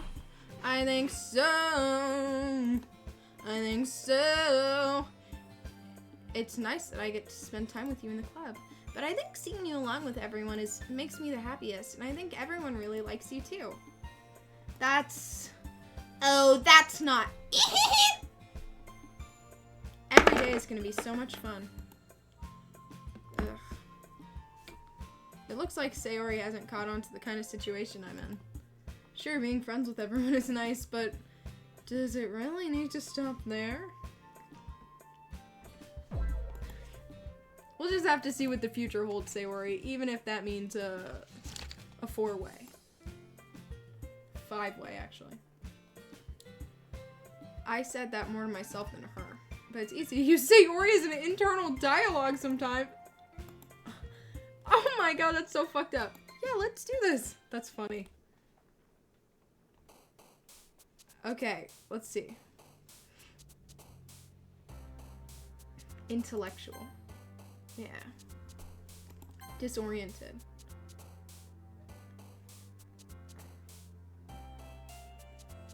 Breathe. Whirlwind? Heaven sent. Wow. Doki doki! Hey, hey, my heart's beating when I'm hanging out with you. Oh my god, I love that. For Yeet MC into the sun, Team Lesbian Polycule. I love that. Hey, hey, my heart's beating when I'm hanging out with you. Why does it feel so great when our eyes meet out of the blue? I really love the way your heart... I'm off key so much. When you don't have a clue, I want to hear you say, Oh, fuck. love that I'm feeling is true. When we... Wait, tasty love. I want more of. Is it way too much? If you had to choose just one of us. Tell me, please. Is this what I think, or is it just me? Wake me up from this sweet little dream. We'll be together forever. We're never gonna be apart.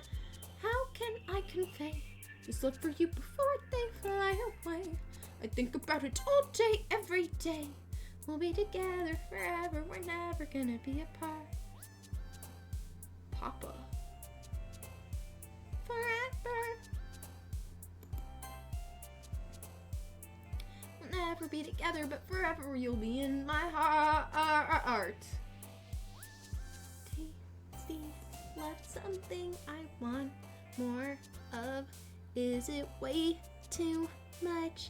If you had to choose just one of us, tell me, please. Do I just seem stupid? Someone named Avery is so smart. That quote is amazing. Who said that? Who said that? I wonder, what's the source?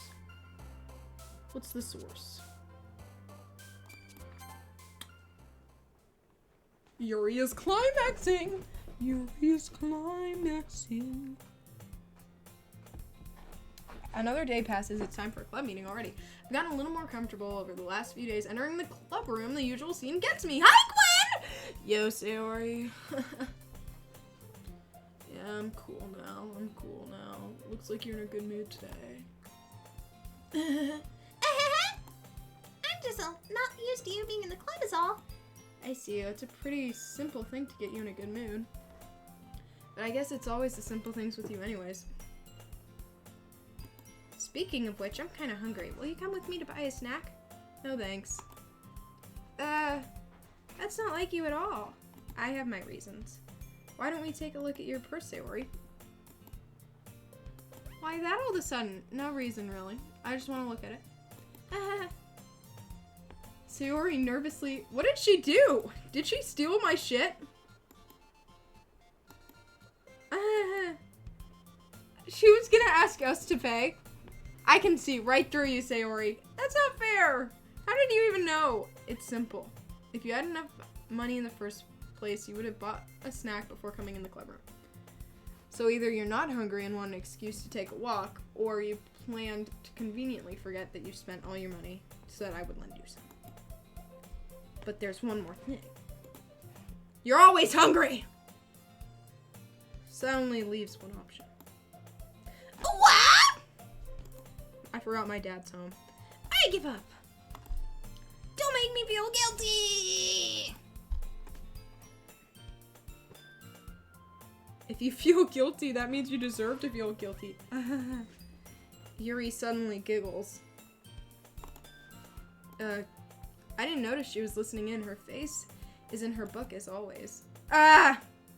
I wasn't listening or anything. It was just something in my book. Yuri! I want Yuri. Tell Quinn to let me borrow some money. Don't get me involved in like that, Sayori. Besides, you should only buy what you can responsibly afford. And frankly, after pulling a mischievous little stunt like that, your suffering is fair enough retribution. I didn't mean that. I got too absorbed in my book. Ah! I really like when you speak your mind, Yuri. It doesn't happen much, but it's a fun side of you. There's no way you could think that. You were right, though. I did something bad, and now I have to accept the retribution. That. Still coming from you, Sayori. Still coming from you, Sayori. I guess there's a little devil inside all of us, isn't there? It is not like Kakagiri. Kakagiri? The gambling one.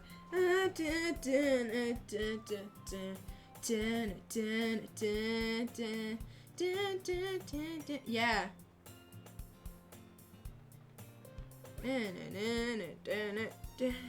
Wait, now I have it. Wait, how does it go?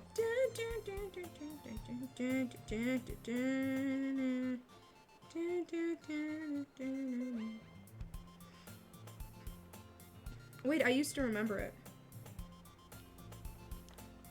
1, 2, 1. That was not the right one.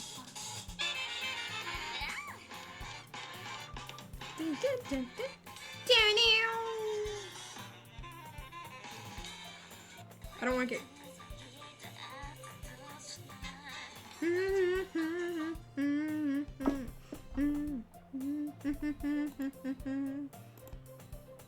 Don't let her fool you. Sayori knows exactly what she's doing. After all, she told you guys she was bringing me to the club before she even told me. But you wouldn't have come if it weren't for cupcakes, so I had to trick Natsuki into making them. Oh my god, mastermind. Come on, give me more credit than that, Sayori. What? Yeah! Out of nowhere, something smacks Sayori in the face and tumbles into the desk. What was... A cookie? Sayori glances around. Is this a miracle? It's because I paid my retribution. Actually, that one almost worked. I was gonna give it to you. But then I heard you blab about the cupcakes. It was totally worth seeing your reaction, though. Natsuki, that's so nice of you. I'm so happy. Sayori hugs the cookie. Oh, she's so cute. Jeez, just eat it. Sayori rapidly tears it open. The wrapper takes a big...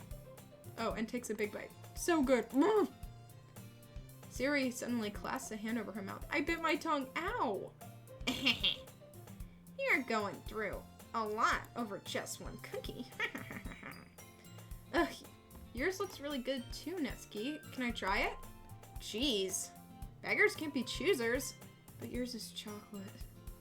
Yeah? Why do you think I gave you that one? Fine. Still, I'm really happy that you shared this one with me. No dispatch today. I don't want to hang out with Claire because she is my sister and sisters are annoying. Sayori gets out of her seat and goes behind Natsuki, then wraps her arms around her. Ugh, jeez. Throuble. Throuble. Throuble. Throuble. Throuble. Throuble. Throuble. Throuble. Throuble. Sayori suddenly leans down and takes a bite out of Natsuki's cookie. Hey! Do you just seriously do that? Oh, she just runs. And she's gone. Jeez, you're such a kid sometimes. Monica, can you tell Sayori? Natsuki glances around. Monica isn't in the clubroom. Where is Monica anyways? Good question. Okay, if y'all want Claire, I can give you Claire.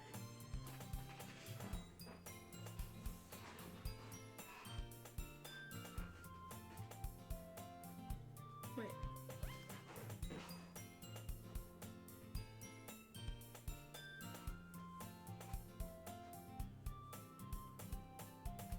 Good question. Have you heard anything about her being so late today? Not me. Yeah, I haven't either. That's a bit unusual. I hope she's okay. Of course she's okay. She probably just has something to do today.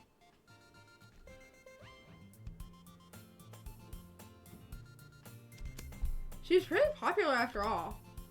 You don't think she's okay, anyways. I wouldn't be surprised. She's probably more desirable than all of us combined. That's true. Excuse me? Suddenly, the door swings open. Sorry, I'm super sorry. Oh, there you are. I didn't mean to be late. I hope you guys weren't worried or anything. Monica chose the club over her boyfriend after all. You're so strong-willed. Boyfriend? What on earth are you guys talking about? Monica quizzically glances at me. Never mind that. What held you up anyways? I was getting pounded.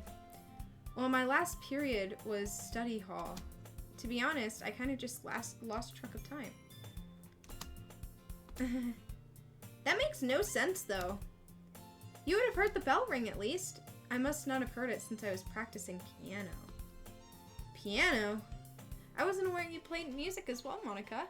I don't really. I kind of just started recently. I've always wanted to learn piano. That's so cool.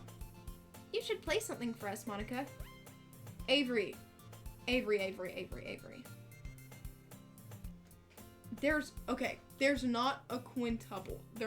They don't all get together. But there's definitely Rule 34 of it online. Don't you worry.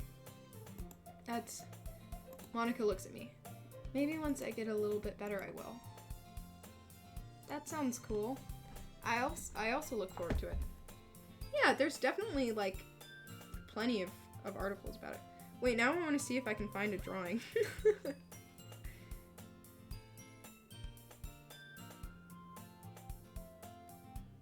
My search history is so fucked. I just looked up Doki Doki polycule fan art. This is so bad. No, I don't see anyone kissing. Natsuki! What are you doing? What are you doing? I should have never looked this up. No!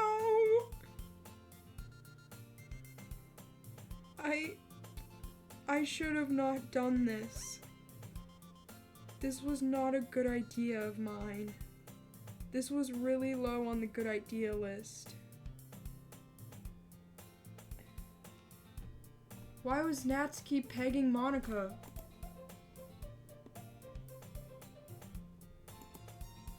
In that case, I won't let you down. I didn't really mean any pressure or anything like that. Don't worry. I've been practicing a whole lot recently, and I really love the chance to share once I'm ready. I see. In that case, best of luck. Thanks. So I didn't miss anything, did I? No, not really. I'm sure Natsuki will end up complaining anyways. No, it was just fan art. It was just fan art. I wasn't watching anything. I just went on Pinterest.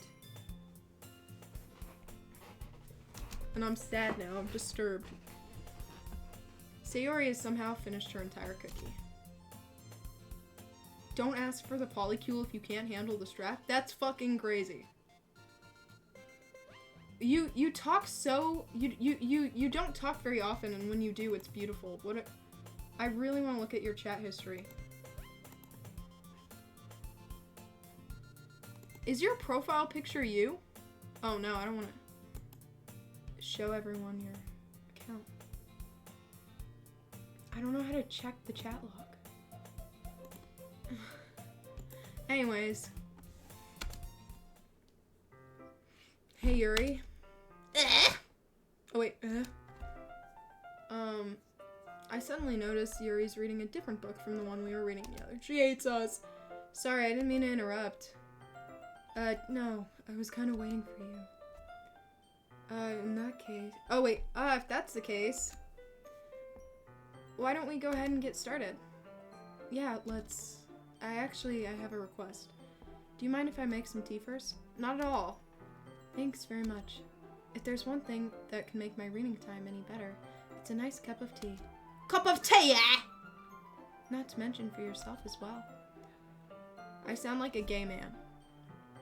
Like, what was it? The rain. What was I what show was it? I don't know. I follow and watch as she retrieves a small water pitcher from the shelf. The kind with a water filter inside. Can you hold this for a sec? Sure. Yuri hands me the water pitcher and also fetches an electric kettle. I'm gonna plug this in at the teacher's...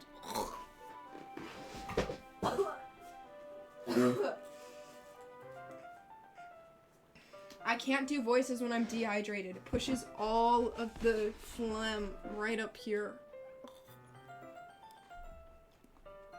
Some places my profile picture is Monica with her fingers pointed out the way she does. A rainbow over her head with the text, "That's hella gay." That's so fire. Are you new to this stream? It doesn't say, I don't know if you follow me. It doesn't say when you started following me, so I'm gonna assume you don't, which is sad. Is this your first stream though? Are you like a Doki Doki fan and you're like, oh, who's this person playing Doki Doki?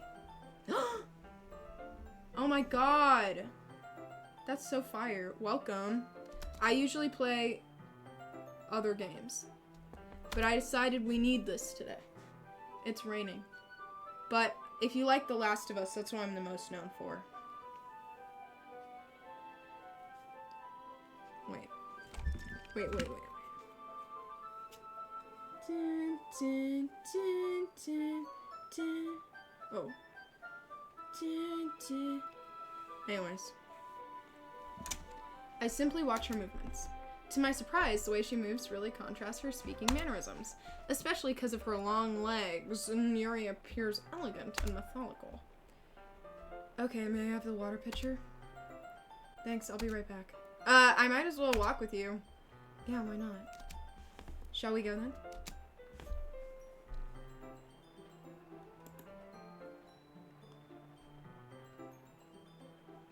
Grammar is everything. Gulp. Where are you two going off to?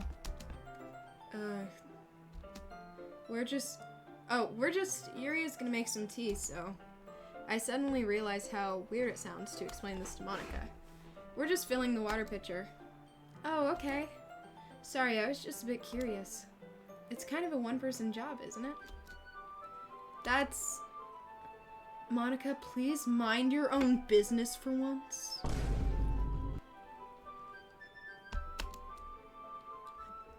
I like that that's that person's first chat. First chat ever is going, oh, to your welcome comment. But, you know what? I'm glad you're here. I'm happy you're here. Oh, guys, I was looking through your clips lately. You guys don't clip anything, and when you do, it always has the weirdest title. It's like 7, and it's me just kind of staring off into the distance. I assume it's editors, but it is very funny to go back and look at. I suppose there's nothing wrong with that. Then let's go, Quinn. Yuri quickly exits the room, and I follow. Once in the hallway, she suddenly puts her forehead against the wall. I spoke without thinking. How could I say something like that? Yuri, something about the way she said that, it made me feel so irritated. What's wrong with me? No, Yuri. I think you did the right thing. I wasn't expecting it, but it's also not right for Monica to judge people like that. Quinn, how come even when I do something bad, you're being nice to me? Because nothing that you do is as bad as you make it seem in your head. Clips of doom? Yeah, at least it's not burps or my feet anymore. That's a good thing. Nobody's perfect. We have emotions. We can't always hide them away. But you always amplify things in your head. Your mind turns a light rain in shower into a hurricane. I forget we can clip too. I'm trying to upload it to like other platforms, but I'm honestly not funny, so. No, and then I'll finally see something that's mildly funny, but I'll be doing this the whole time. And then I'll say something funny. Finally. No. Wouldn't you hate me for something as terrible as that? Why would I hate you? I can't hate someone for having emotions. What kind of friend would do something like that? Friend, you say? Yuri lifts her head. Quinn, I really like being friends with you. Thanks, Yuri. I like being friends with you too. I feel kind of awkward saying something like that because I'm doing my best to help Yuri feel better. But I'm doing my best. They should just watch all the lives in the VODs. Yay! I feel like I'm very depressed every day. So all of my streams are kind of like mildly depressed, you know? Yeah. Shall we go? Yeah. Yuri and I walk into the next... Oh, wait. We walk to the next water fountain. The nearest water fountain. Oh my god. Once we fill up the water pitcher, we return to the classroom. Why are you gonna cry? Quinn, do you like oolong tea? Why are you crying? Yeah. Anything is fine. Very well. Yuri sets the temperature on the kettle to 200 degrees. That was sad? What was? Now it's time to get the teapot. You really do this properly, don't you? There's no crying in baseball. No, there is not. I played baseball for 6 years. Of course. I shouldn't do any less when I'm making tea for others. Even if I'm not an expert on tea or anything. Hoo hoo. In that case, you'll only be more impressed. Perhaps I will. Yuri fetches the teapot and begins measuring the tea leaves. I give cozy vibes. You know what? I'll take it. I'm no streamer of the year, but if I can be a comfort streamer to a lot of people, that'll make me happy. To my surprise, she starts humming a little to herself. You must be in a good mood now. Is that so? I was letting it show, and you noticed. I was doing a bit of thinking, and I decided that I would try to express myself more. It turns out it's not very hard for me to do. When it's you who's around anyways. That's great, Yuri. Just don't push yourself too much. I liked the mysterious vibe. Quit it. You're always worrying about me, Quinn. It's very endearing. She's so mommy.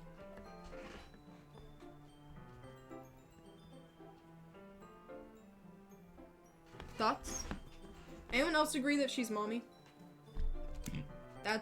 Yuri wasn't kidding. I don't even know how to keep up with yada. I am going too fast. I watch Yuri pour a cup of tea for both of us. She is mommy. Yes, thank you, Steven. Quinn, I have another request. I'd like to strap you down. Do you mind if yeah, okay. Why is that? It's a little easier on my back. I have really big boobs, so it really hurts my back. I just have back pain fairly regularly, so I do my best to manage it. I wonder why that is. It's most likely because of my huge titties. Oh, your posture, right? Always hunched over like that while reading. Yes! I have terrible reading posture. That's why we should sit on the floor. Fair enough. I'll go ahead and get the book. I miss my dog. I keep looking over to see him, but he's not here. Taxi! I hear your happy feet. Come here, handsome. Hello, Snoopy. Hi, Snoopy boy. Mwah. Yesterday, Taxi fell asleep with his head right here on my stomach. And every time I laughed, because I started laughing because he was twitching, but every time I laughed, it would shake his head like this because he was laying on my stomach, which... Oh my god. Are you in therapy, love? I forgot. She forgot.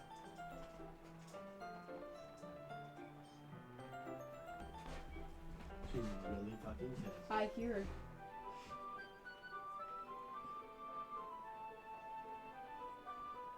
You were gonna talk to your therapist about the thing. Remember? Yeah. I talked to her about the bully. She just didn't talk to the bullies today.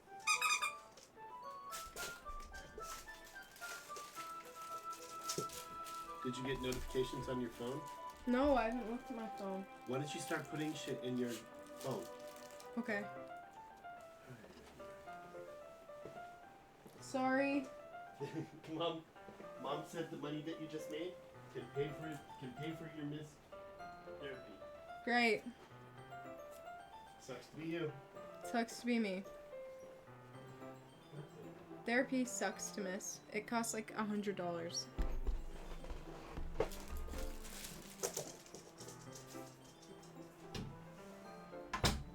$100 mistake. Oh well.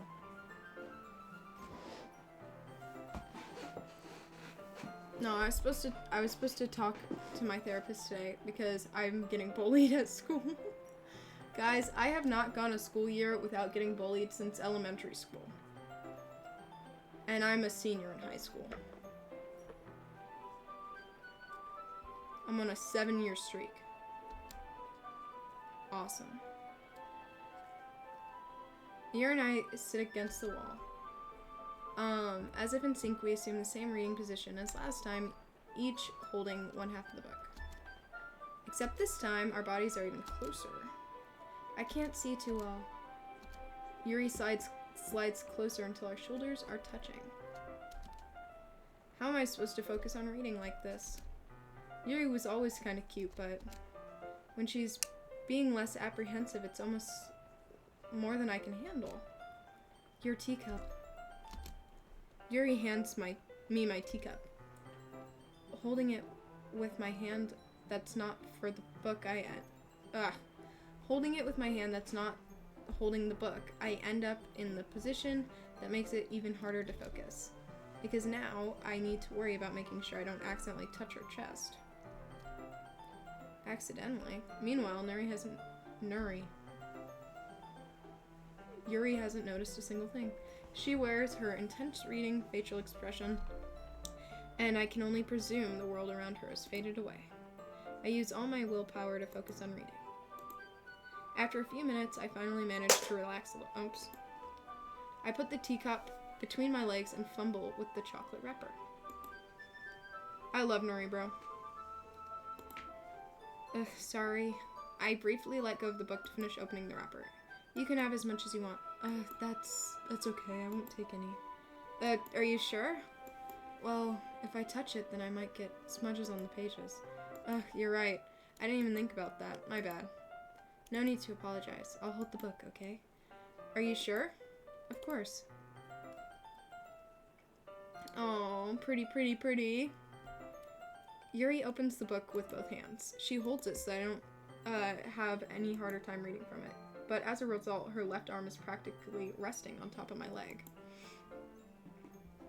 Well, in that case, Yuri is already totally focused on reading again. I take a chocolate candy, pop it in my mouth. I see we've accepted the Yuri Natsuki ship so hard we've just merged them into one person. No, yeah, wait, that's true. I take a chocolate candy, pop it in my mouth, then I take another chocolate, and I hold it up to Yuri. She doesn't even look away from the book. She simply parts her lips as if the situation was completely natural. But that means I can't stop here. I apprehensively... Oh, I forgot to read that part, but she eat the chocolate. Yuri expressed an... Oh, she looks so cute! Did I just... Yuri looks at me like she needed to confirm what just happened. Quinn. Sorry!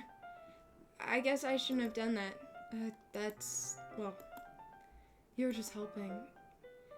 That's something that friends do, right? I mean... Yeah, that's all it was. Yeah. Then, You don't need to stop or anything. I see. Yuri tries to return the book to the book, but I can tell by her expression that she can't focus now. My heart is pounding. I nervously take another chocolate between my fingers. But this time, Yuri's eyes meet mine. How did it even come to this? Yuri doesn't avert her gaze. I notice her chest rising and falling to the rhythm of her breaths. I raise my arm. Like before, Yuri parts her lips, but it's different this time. I take the chocolate and place it in her mouth. Jeez, I am so awkward right now.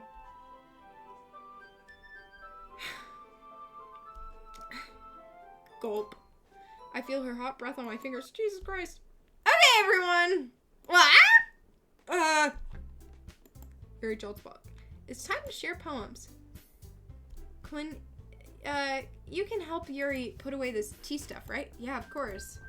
Okay, thanks. The spell is abruptly broken. Oh, I'll take care of the cups. Just feeding the homies. Exactly. Yuri picks up the teacups from the floor. I pick up the bag of chocolates. In the end, we hastily clean up without so much as a word between us. I get the feeling that this is something neither of us will have the courage to bring up.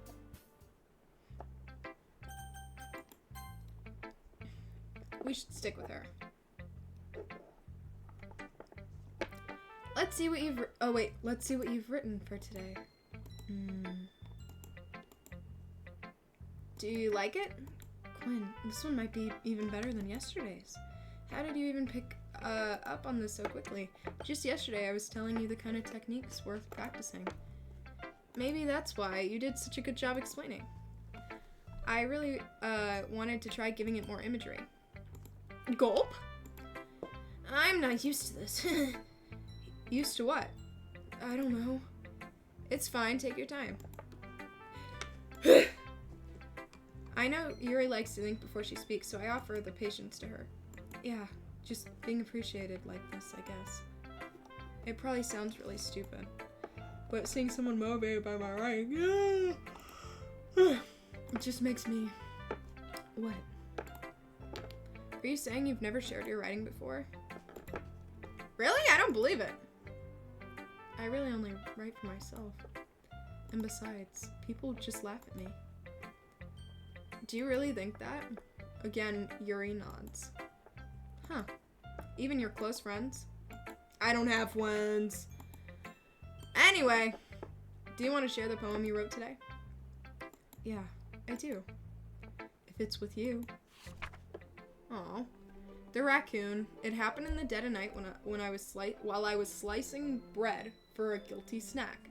My attention was caught by the scuttering of a raccoon outside my window. That was, I believe, the first time I noticed my strange tendencies as an unordinary human. I gave the raccoon a piece of bread, my subconscious well aware of the consequences, well aware that a raccoon that is fed will always come back for more. The enticing beauty of my cutting knife was the symptom, the bread, my hungry curiosity, the raccoon, is that rage? The raccoon an urge. The moon,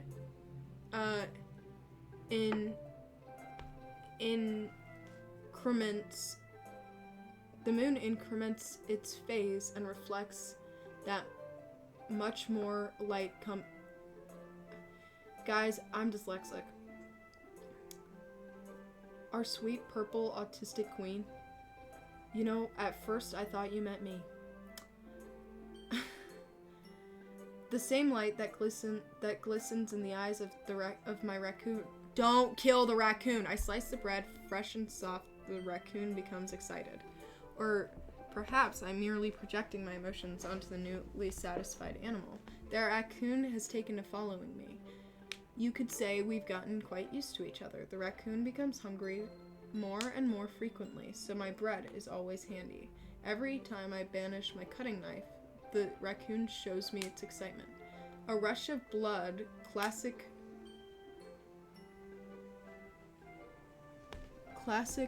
Pavlovian conditioning. I slice the bread and I feed myself again.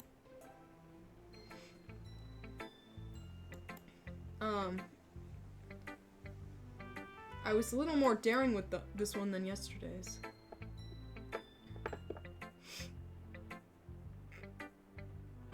I can see that. It's a lot more metaphorical. Here, I'm gonna blow my nose, but I'm gonna have it on auto so you guys can still read it if you want.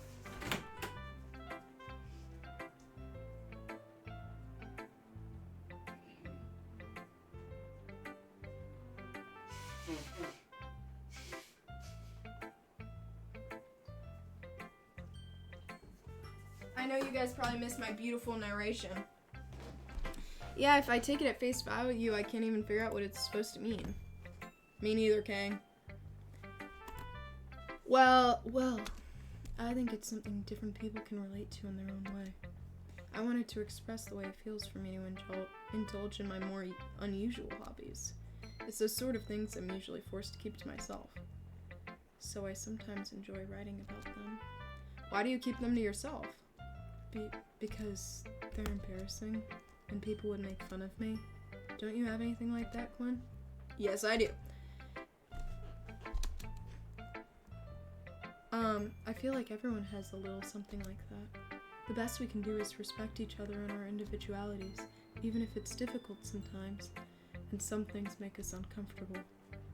After all, if I hadn't learned to embrace my own weirdness, I would probably hate myself. I might be ranting a little bit by now, but I'm glad that you're a good listener. You're good at a lot of things. Writing, listening. There aren't really many people like you, Quinn. Why, thank you, dude! That's exaggerating a little bit. It's just how I feel. I never thought I would feel so comfortable sharing my writing. I am playing Doki Doki. Every day! Wait.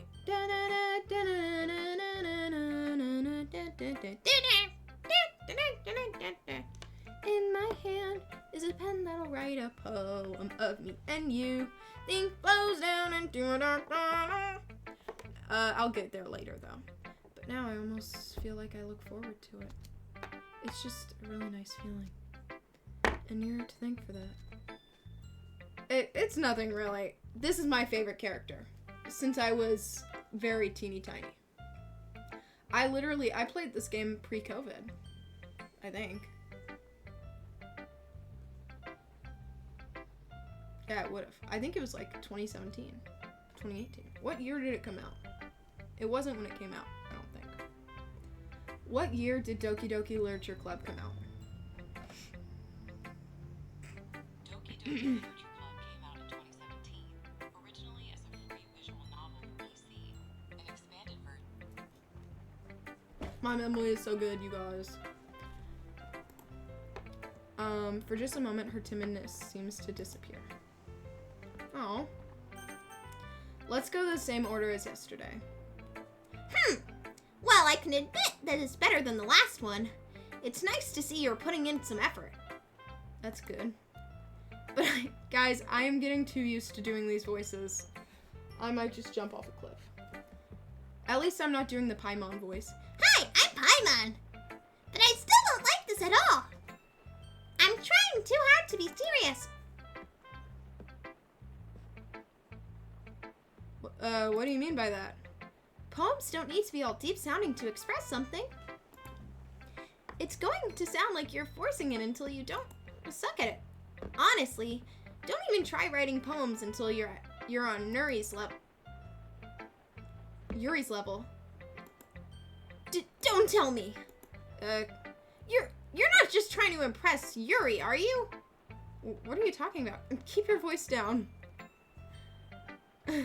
You know, Yuri would love this angsty.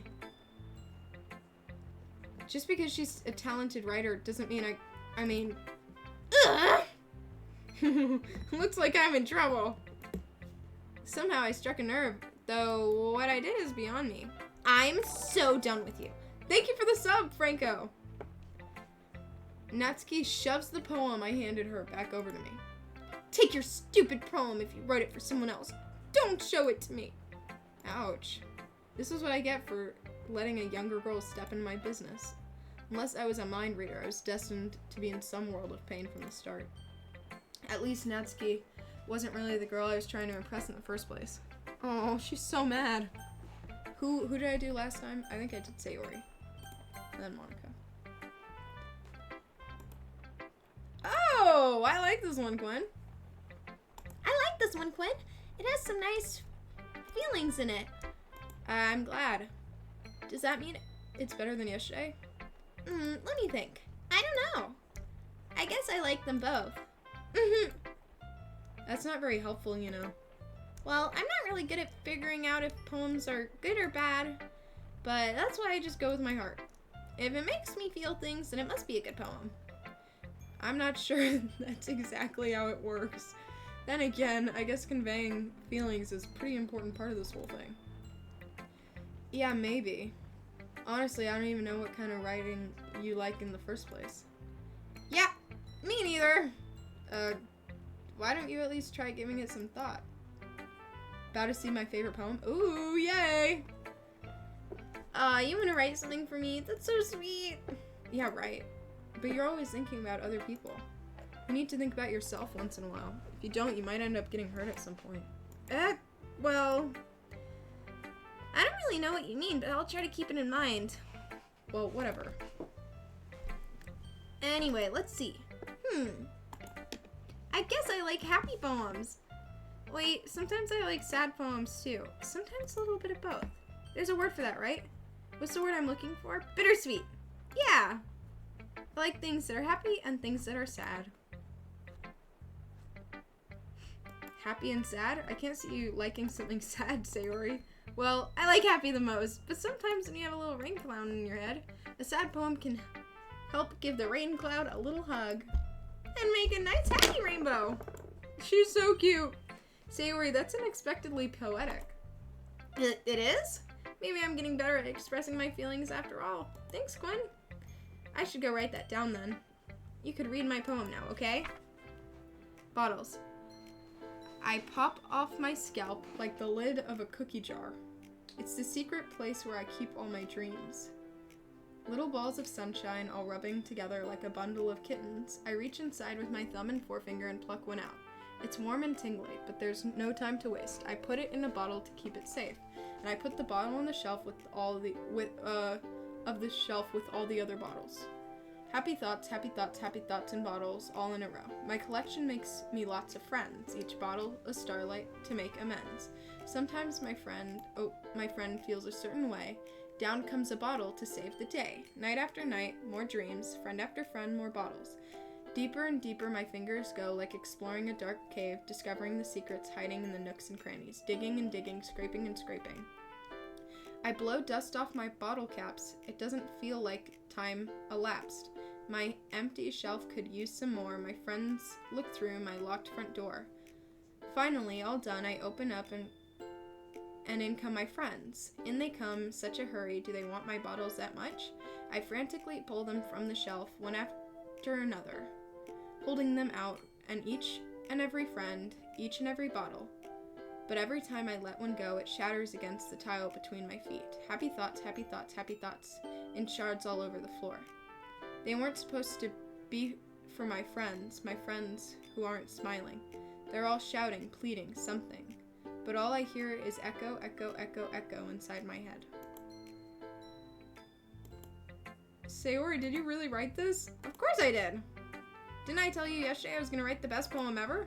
Yeah, but, I mean, I didn't expect something like this coming from you. Monica taught me a whole lot.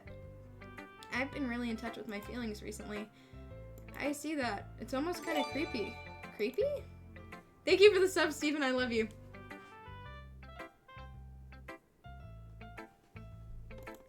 Oh, wrong button. Maybe because I'm used to you being so cheerful. Well, never mind. I'm thinking too hard about it. The point is, it came out good and you should be proud of it. Aw, thanks. I feel like I was meant to express myself this way. It even helps me understand my own feelings a bit better. Writing is like magic. You've gotten pretty passionate about this, huh? I hope you keep it up. Yeah. Writing's the best. I'm gonna keep writing till I die. Don't get ahead of yourself. Sayori's always had a habit of getting obsessed with something before dropping it no more than a week later. She has ADHD. I wonder if this is one of those times, but seeing the passion in her... I have hiccups.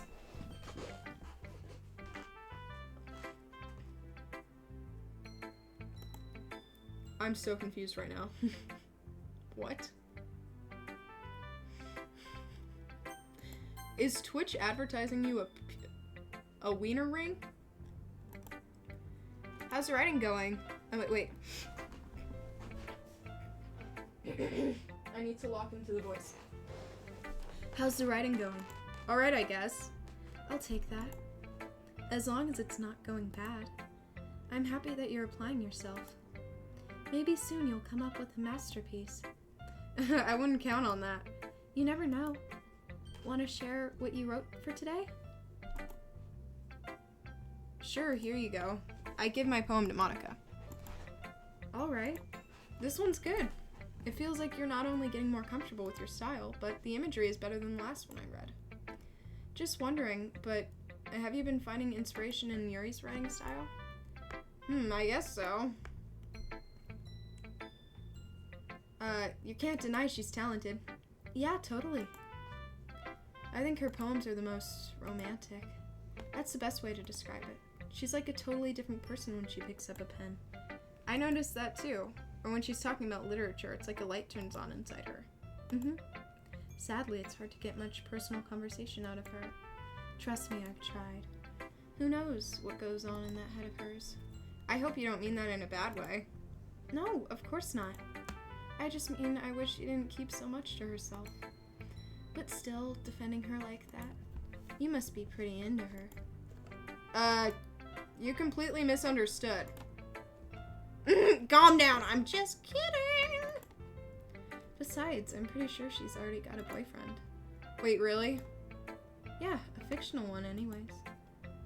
Monica kind of whispers that last part to me. It's just a hunch, but...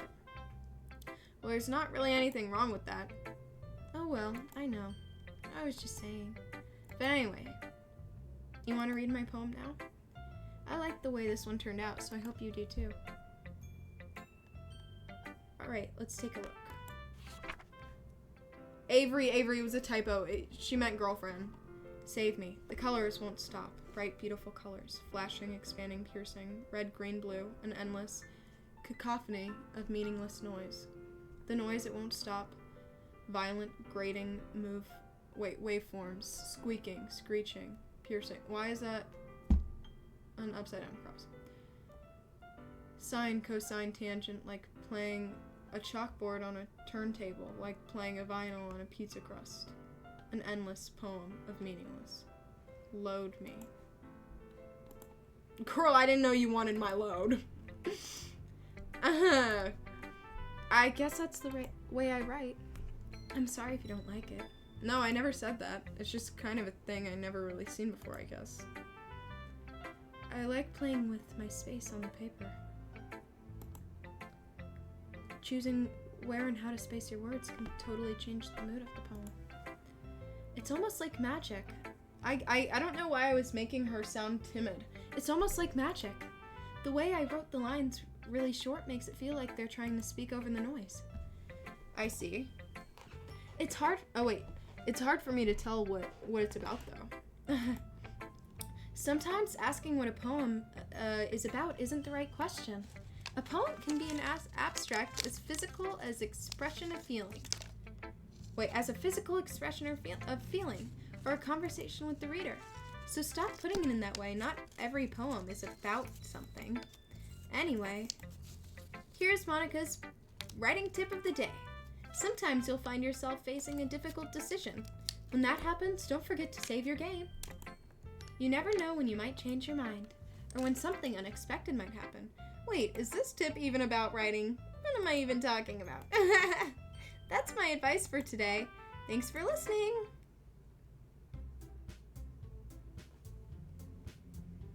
Okay, everyone. We're done reading each other's poems, right? I have something extra planned today, so if everyone can come to the front of the room. Is this about the festival? Well, sort of. Ugh, do we really have to do something about the festival? It's not like we can put together anything good in just a few days. we'll just end up embarrassing ourselves instead of getting any new members. That's a concern of mine as well. I don't really do well with last-minute preparations. Don't worry so much. We're going to keep it simple, okay?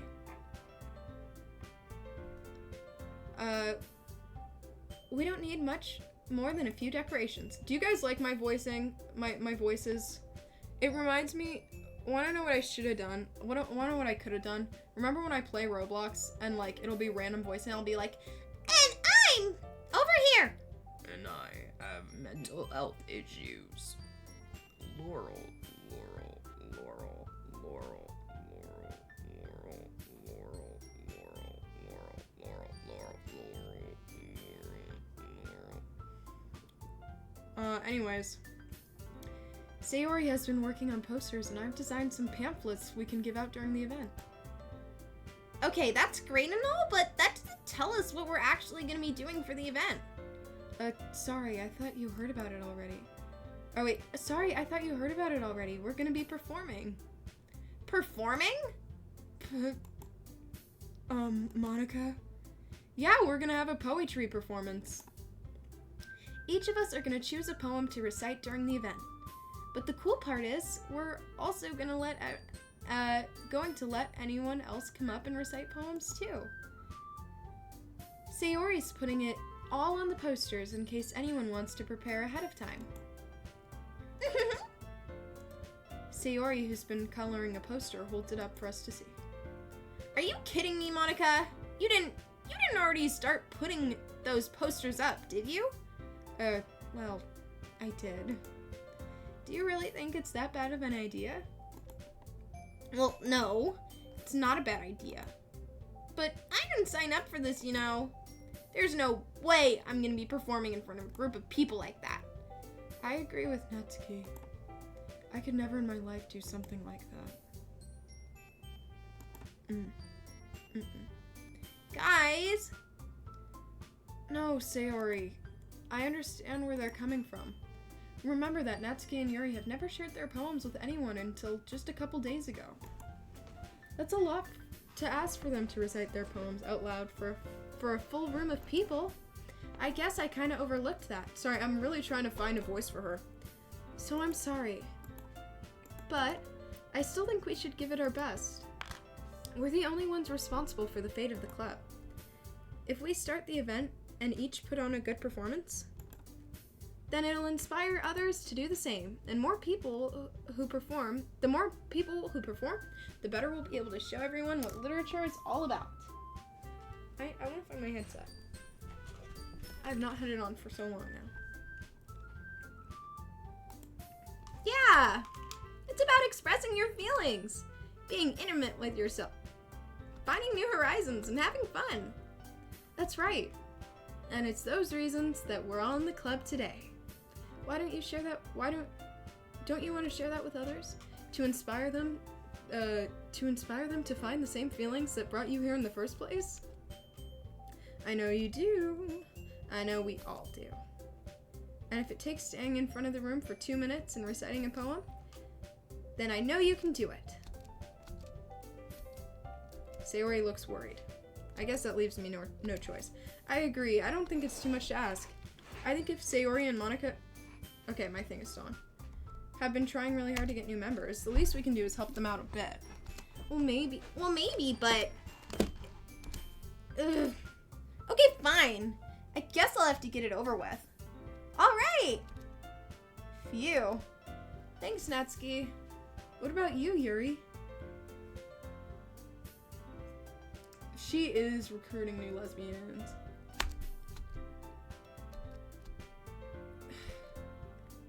I guess I don't have a choice. That's everyone. You're the best, Yuri. This club is seriously gonna be the death of me. Oh gosh. You'll be fine, Yuri. But anyway, let's move on to the main event. I want each of you to choose a poem of yours. We're going to practice reciting them in front of each other. No way! Wait, I could have done that. No way! Oh god. Sounds like a low budget dub of some random anime. Monica, this is too sudden. Well, if you can't recite your poem in front of the club, how do you expect to do it in front of strangers? Oh no. Don't worry. I'll start off to help everyone feel a bit more comfortable. Kaylin, have you not been listening this whole time? Of course. Now let's see. The title of the poem is The Way They Fly. Monica begun. Oh, what were you dreaming about, babe? Her clear, confident voice fills the room. More than that, her inflection is pristine. She knows exactly how to apply emotion behind each line she recites and bring the words to life. My voice was in it. All my 5 voices? Is this something she's done before or something natural? I glance around me. Everyone has their eyes on Monica. Sayori looks so amazed. Yuri has an intense expression of attraction. Finally, Monica finishes the recitation.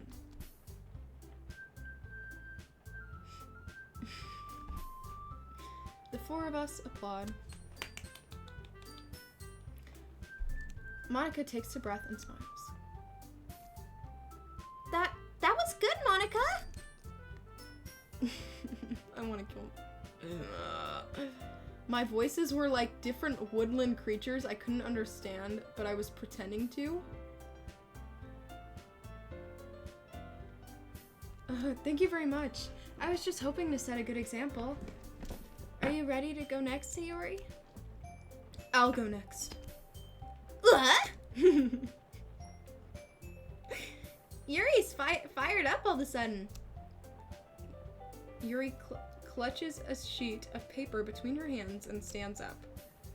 Why is Monica your op?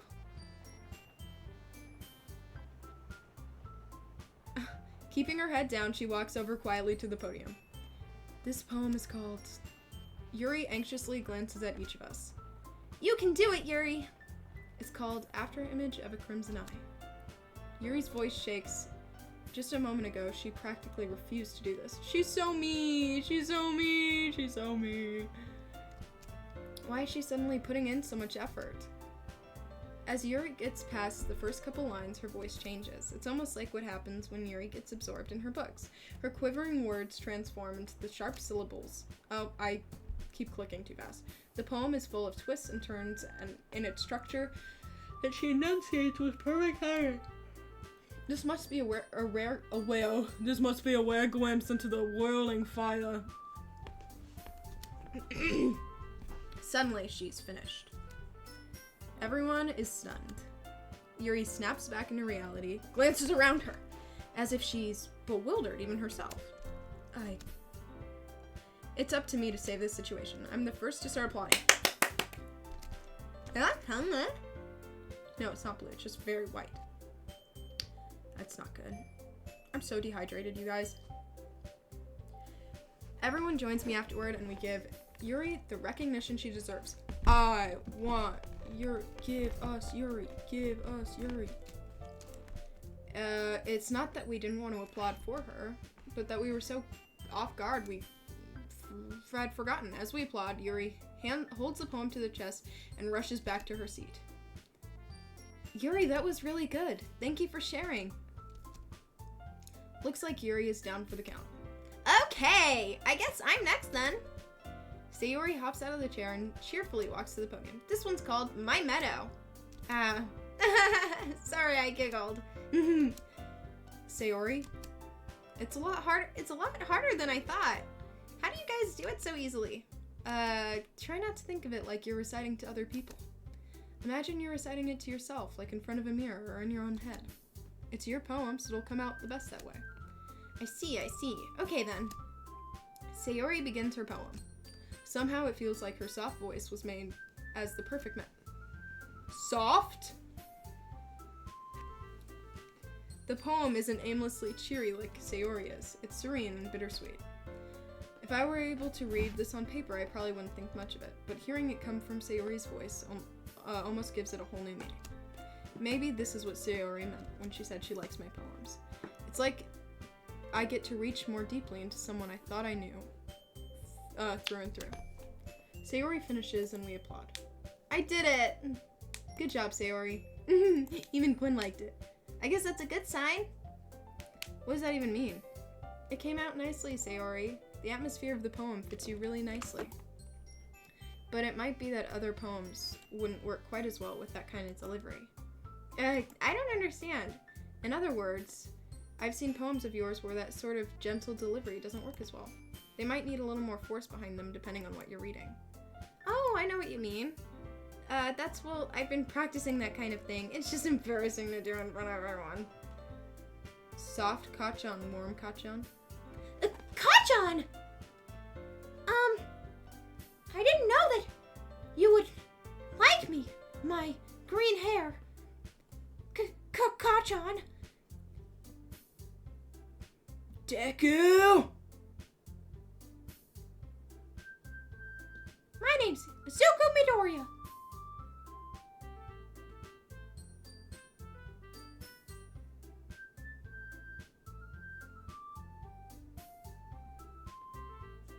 That's enough. The next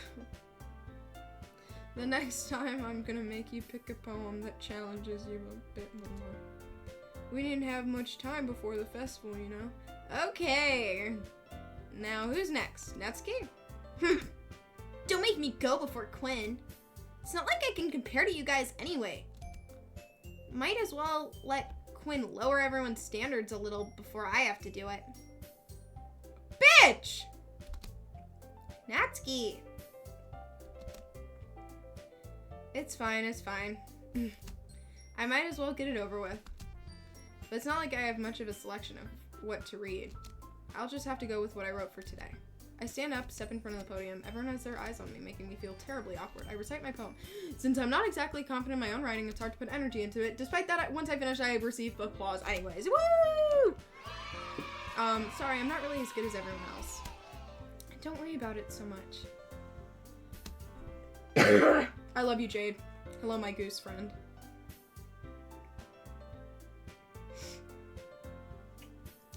I think it's less about your abilities and more about your lack of confidence in your writing. That's something that'll improve over time, though. Yeah, maybe. All right, then. That just leaves you, Netsuki. Yeah. I'm going. This poem is called, Why Are You All Looking at Me? Because you're pretending. Well, anyways, the poem is called Jump. Jump off a cliff. I hate you so much. You fucking suck. Once you start reciting the poem, her sour attitude disappears a little. While she's still a little unenthused, her poem has a rhythm and rhyme to it. It's Natsuki's trademark style, and it works surprisingly well when spoken aloud. The words feel like they bounce up and down as if giving life to the poem. Natsuki finishes and everyone applauds. She huffs back to her seat. That wasn't that bad, was it? Easy for you to say. You'd better not make me do that again. Well, do you just feel prepared enough to recite a poem in front of other people? I mean, in front of other people will be way easier. I can put on whatever face I want for other people, but when it's just my friends, it's just embarrassing. That's a surprise, Netsuki. I think it would be the other way around for me. Well, that's just how it is, so... Pardon me. Damn. Why does chat keep dying? Because I'm like infatuating. Well, in that case, you won't have much to worry about for the festival. Like I said, I want to thank everyone for coming through. Might be hard, but I hope you all, I hope that you all have an idea of what it's like now. Make sure you pick a poem and get enough practice before the festival, okay? I'll be making pamphlets, so let me know ahead of time what you'll be reciting. I'm impressed you can speak 100 miles per hour so continuously. It's because I make up the words, kind of. Like, I say it wrong half the time because I read so fast that I'm not reading it exactly. I'm just getting the general vibe. I should probably find some other poem to recite instead. That's fine too. It doesn't have to be your own. I'm already pleasantly surprised that you're putting in all this effort for the club. It makes me really happy. Yeah, no problem. Okay, everyone. I think it's about it for today. I know the festival is coming up, but let's try to write poems for tomorrow as well. It's been working out really nicely so far, so I'd like to continue that. I need water. We'll finish planning tomorrow, and then we'll have the weekend to prepare. Monday's the big day. I can't wait.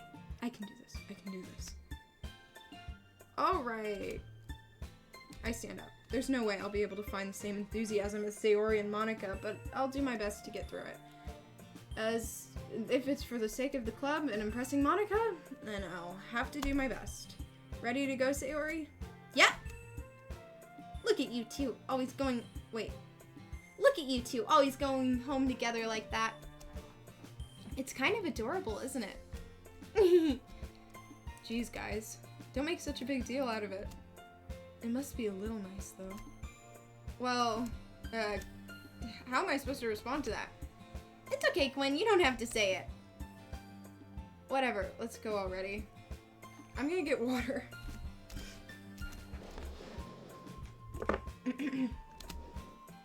Hey, Sayori. Hello.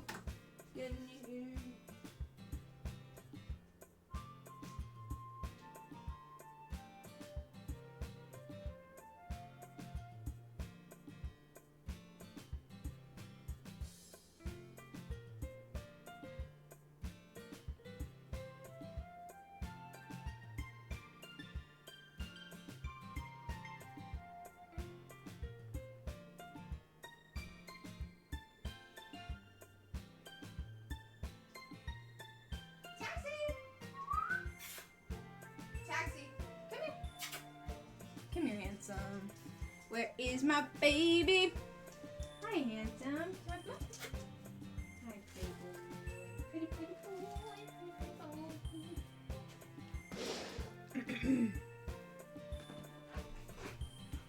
Hey, Sayori. Sorry, I was spacing out. No wonder. I was thinking about something from earlier. Like how we get to... I mean... Sayori fumbles with her words. So let's just say one day Yuri asked you to walk home. Or Yuri asked to walk home with you. Huh? Or huh? What would you do? What kind of question is that? You're kind of putting me on the spot here.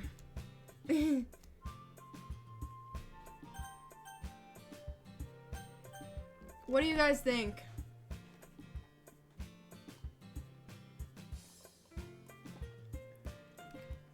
What do you guys think? Chat, I need your opinion.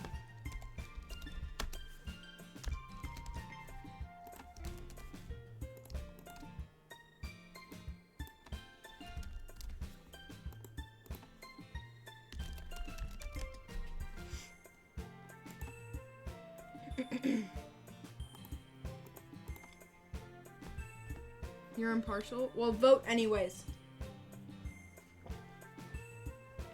Why are none of y'all voting? You're saying it in the chat, but not a single other person has voted besides me, which means Sayori is winning.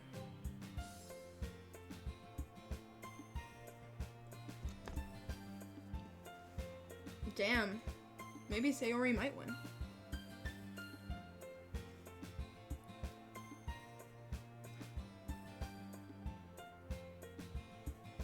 I'm gonna put my hair up. I feel like I look cute with my hair down, but only if I have a nice shirt on. I feel like when I have a hoodie and my hair down, I look like me in 6th grade, and it makes me want to cry. Wow. Who is spamming their channel points? Sayori won. RT Rebecca contributed 50,000 channel points. Holy cow. And saying nothing in the chat, too. Okay. You really think I would ditch you for Yuri? But she's so beautiful and smart. Jeez. I already see her in the club every day. Besides, you always seem to really like going home together. I wouldn't just ruin that for you. You're so silly, Quinn. You think about me too much sometimes. Yuri would would deserve it if she wanted to. Sayori, I've already made up my mind. I really can't figure you out sometimes. Sorry. Besides, what's the point of speculating something that's never gonna happen? The conversation trails off. It's kind of a weird thing for Sayori to care so much about, but I respect her and keep her happy too. But I want to respect her and keep her happy too. Then again, the festival is only a few days away. Who knows what will happen in that time. Let's see.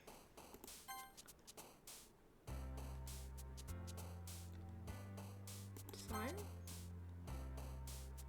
Philosophy. Boop! Oh my god, I want to click it. No, I don't. I don't want to click it. Doki, Doki. Hey, hey, my heart's beating when I'm hanging out with you. Why does it feel so great when our eyes meet out of the blue?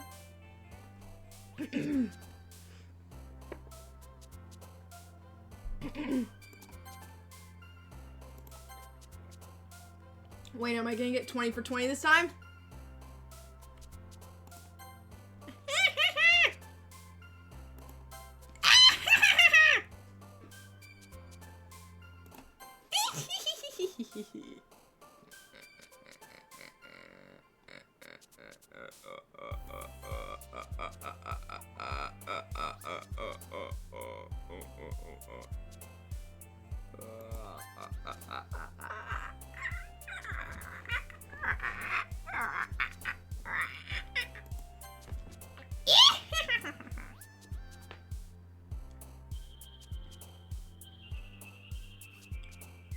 Bliss?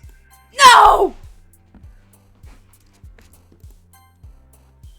I was so close. No, I wasn't.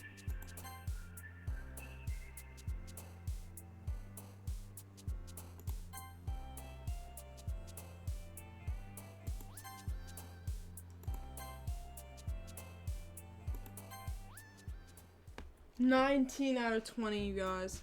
Aw, man. I'm the last one here again. Don't worry, I just walked in too. My little curl. You must have a lot of determination. Starting this club, now picking up piano. Well, maybe not determination, but I guess passion. Remember that the club wouldn't be here if it weren't for all of you. Hi, Gray!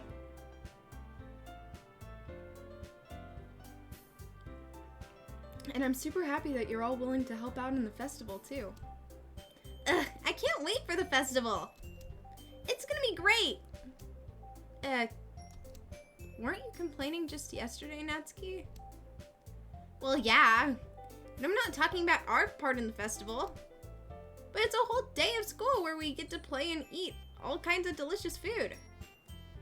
You sound like, Sayori all of a sudden.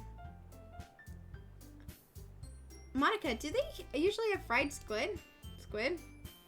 That's a pretty specific thing to look forward to. Oh, come on! Are you saying you don't like squid? You, of all people? I didn't say I don't like it. I'm so nonchalant. I mean, not nonchalant. I'm not nonchalant. Besides, what do you mean, you of all people? Because it's right in your name. Monica. That's not how you say my name at all. Also, that joke makes no sense in translation. Never mind. Let's just focus on your own event for now, okay? Fine, fine. Your reactions aren't as fun as Yuri's or Sayori's anyway. Excuse me? Where is Sayori anyway? Oh, there you are. Sayori's sitting in a desk in the corner of the room looking down at nothing. I walk over to her. Hey, Sayori. I wave my hand in front of her face. You're spacing out again. Sorry. Don't mind me. You can go talk to everyone else. Huh? Is everything alright? Of course. Why wouldn't it be? It just feels like you're a little off. Wait, what?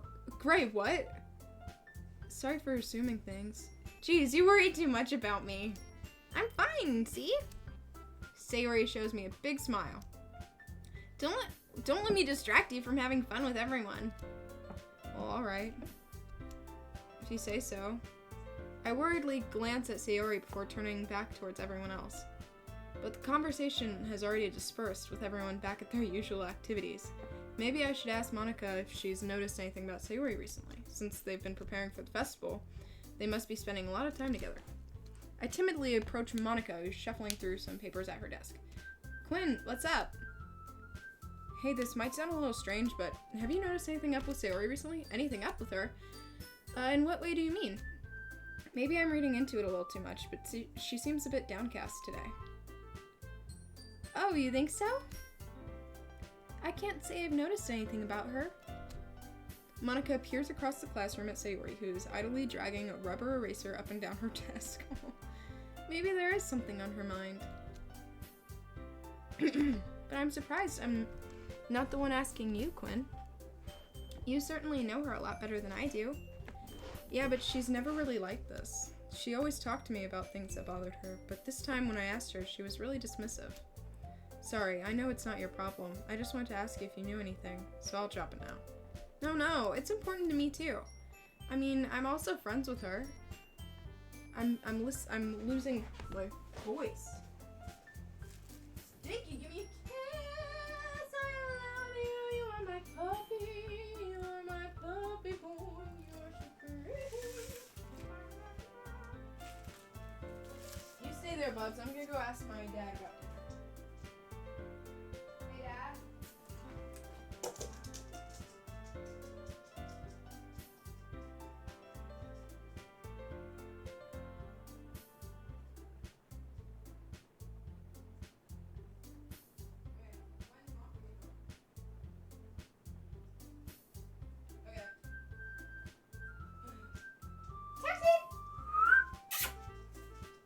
I'm about to be home alone. My dad is gonna leave, so I don't know what I'm gonna do for food. Maybe I'll just order something. I don't know. Do I have money right now? She seemed like she wanted to be left alone. Are you sure? Maybe she just has a hard time bringing it up with the person of interest. Person of interest? What do you mean by that? I'm just saying that the thing on her mind is you, Quinn. Me? How on earth would you come to that conclusion? Who are you turning into? What is... Well, I probably shouldn't say too much, but Sayori talks about you more than anything else, you know. What? What? She's been so much happier ever since you joined the club. I am cold. Where is my sweater? It's like an extra light was turned on inside her. What? What? No way. Sayori's just always like that. She's always been full of sunshine. That's not any different from how it's always been. I am still unafraid. You're so funny, Quinn. Thank you, I know. Have you ever thought that maybe you just always see her so cheerful? Because that's just how she is when she's around you. Ooh. I said too much. I'm sorry. What do I know anyway? I'm just a girl. I didn't mean to jump to conclusions. You should forget about what I said. No need for cupcakes and poems or tea. I only need you to love me.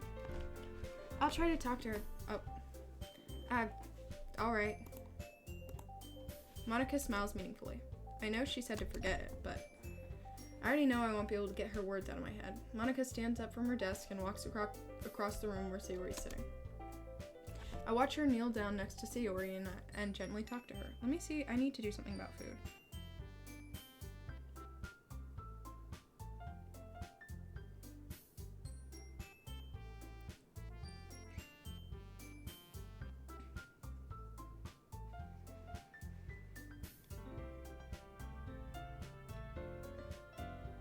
What? What happened, Gray?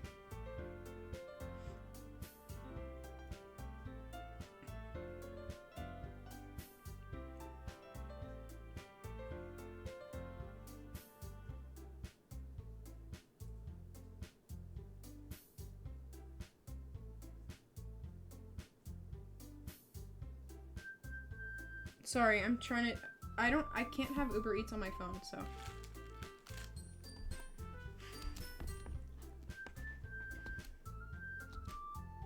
I know Sayori told me not to worry about her and to have fun with everyone else, but that's impossible to do when she's behaving like this.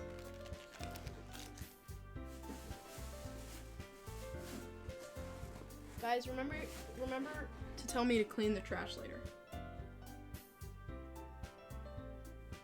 You low-key fell asleep again? It's okay, babe. It's rainy out. It's dark. It's impossible to do when she's behaving like this. Exactly how much do I care about her? That I'm letting this weigh me down so much. Now it feels like I'm the one behaving out of the ordinary. But there's nothing I can do besides wait for Monica. Why does it feel like I'm being watched? I glance around the room. Suddenly I notice Yuri peeking at me from her book. But she looks away as quickly, with a just as quickly with a flustered look on her face. I realize she won't get anywhere like this. I've never seen Yuri approach anyone or start a conversation of her own accord. So I have no choice but to approach her myself. By now it's a little easier. Who are you barking at?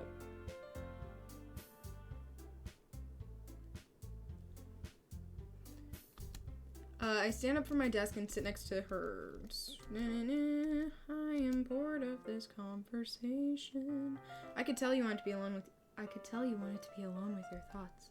Alone with my thoughts? How were you even able to tell I was thinking like that? Well, it's something I do a lot. It wasn't hard for me to spot based on your posture and expression. Not that I was staring or anything. I don't do anything creepy like that. In any case, I guess you were right. I'm sorry if I caused you any concern. Don't apologize. Your troubles are only the concern of those who are willing to share in that concern. Of course, there are certainly those who find the most comfort in keeping to themselves. But if you would prefer to share what's on your mind, then I would be glad to listen. That's not really that big of a deal. I was just feeling a bit uneasy about Sayori. Sayori? Yeah, she seems a little off today, and when I asked her about it, she didn't want to admit it to me. So I can't help but wonder if something happened to her. Oh, that's quite romantic. Sorry. I didn't mean to say something stupid. It's not like that, I just didn't want you to misunderstand.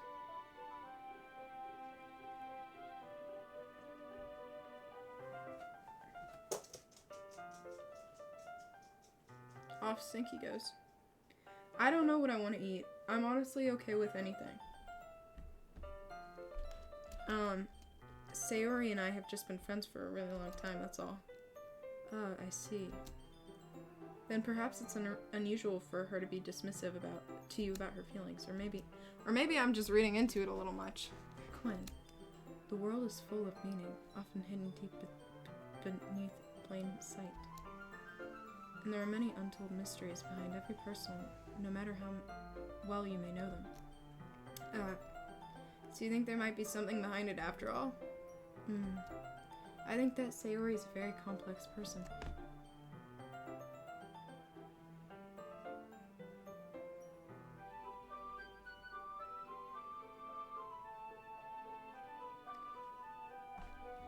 Kaylin, can you choose for me? I don't know what I want to eat, but you always know.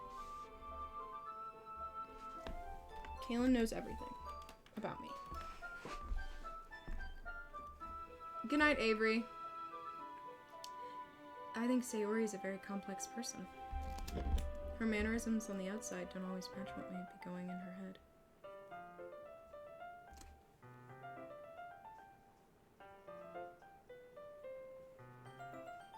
There.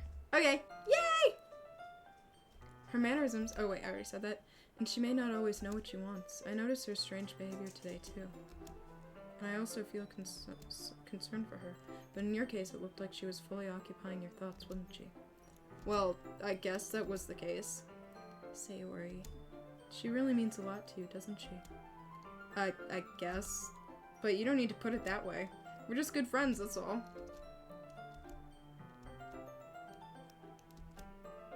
Embarrassed, I avert my gaze. Sometimes, a person's mysteries are untold even to themselves. And you, as someone honest and caring, may uncover feelings you weren't aware were in you. Okay. I feel like I keep accidentally skipping over random lines. Or, like narration. Oops. That is, I think that she would be a very fortunate person to have you feel that way about her. Yuri, you're giving me too much credit. I'm a pretty simple girl, so I think I'm pretty good at understanding my own feelings. I'm not nearly as sophisticated as you. That's not a compliment, is it? It is what it is. Anyway, as long as we're here, why don't we do some reading? Well, as long as you're okay with it. Yeah, I should be taking my mind off the whole thing anyway. Okay, everyone. After some time passes, Monica calls out into the clubroom. Why don't we share our poems now? There we go. That's better. Before I knew it, everyone is back to normal. Everyone goes to retrieve their poems, and I do the same. I make eye contact with Monica, and she smiles at me. I wonder what she talked about with Sayori. I want to talk to... No, let's just stick with the same order we've always done. Quinn, your writing has only improved in the last few days. Every poem you've shown me has been nothing short of spectacular. I can really feel the emotions. I'm a little envious even. I don't think it ever came to me this naturally. Yuri, that's the wrong way to put it. This never did come naturally to me, but I've been able to improve so much thanks to you.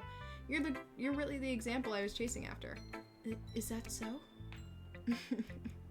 I want to die. Yuri gently smiles to herself. This feeling. I'm so glad I got the chance to share my writing. I never thought it would feel like this. I remember you mentioning that yesterday. I can't believe you're so good at something and you never shared it with anyone. You're out of graham crackers? No! Not the graham crackers. It's kind of a shame. Maybe, but it's not like I really had a choice. What do you mean? Well, Quinn, during lunchtime I eat by myself. Did you know that? Twin! It's a great time to find a quiet spot and do some reading. In fact, I always have some books with me. You could say I really enjoy reading. Well, that's one way to put it anyway. But books are so full of amazing and inspiring people. People you want to fall in love with. Or people you just know would make a really great friend. A really good friend. Cheerful people who always put a smile on your face. Or deep thinkers and problem solvers who discover the mysteries of life. So when you look at it that way, I'm surrounded by friends every day. You know? And those friends don't laugh at me. They don't tease me for spacing out all the time. They don't make fun of my body type. And they don't hate me for acting like a know-it-all. People say that about you? I'm not a know-it-all, Quinn. It's the opposite. I don't know anything. No, not the LMAA. LMAA. I don't know how to talk to people. I don't know how to make people see me as normal. I don't even know how to make myself happy. I have all these feelings, and all I can do with them is read and write. I started sharing it with you. My wife is sending me some food. My wife is sending me some food, but I'm gonna pay her back. Probably. That I really understood what was missing all this time. But I haven't really done anything. No, that's wrong. Just being patient and respectful. That's really important to me. I'm out of frame. I know I'm a difficult person, Quinn. I speak too slowly. I second guess myself all the time. I read too deeply into things, but every time you've always treated me like anyone. I don't care. I just feel really happy. I see. Well, I treat you how you deserve to be treated, Yuri. And if people don't see you that way, then screw them! I mean, I joined the club hoping I would make friends. And I would say I've had at least one success. Haha. When you? If you put it that way. Yeah. We really are friends now, aren't we? But this time she's smiling as she does it. Do you want me to show you, do you want to show me your poem? Yeah, I do. Let me get it for you. Ghost Under the Light, Part 2. The tendrils of my hair illuminate beneath the amber glow. Bathing. In the distance, a blue-green light flickers. A lone figure crosses its path, a silhouette obstructing the eerie glow. My heart pounds, the silhouette glows. Closer, closer. I open my umbrella, casting a shadow to shield me from visibility. But I am too late. He steps into the streetlight. I gasp and drop my umbrella. The light flickers. My heart pounds. He raises his arm. Time stops. The only indication of movement is the amber light flickering against his outstretched arm. The flickering light is in rhythm with the pounding of my heart, teasing me for succumbing to this forbidden emotion. Have you ever heard of a ghost feeling warmth before? Giving up on understanding, I laugh. Understanding is overrated. I touch his hand, the flickering stops. The ghosts are blue-green. My heart is amber. That's cute, I think. But instead of taking it from me, she looks away. Do you dislike it? No, of course not. I just don't really know how I should respond. Despite Yuri's poems being cryptic, it wasn't hard to figure out what this one was about. I don't know if I'll be able to explain this one. That's fine. I understand this one.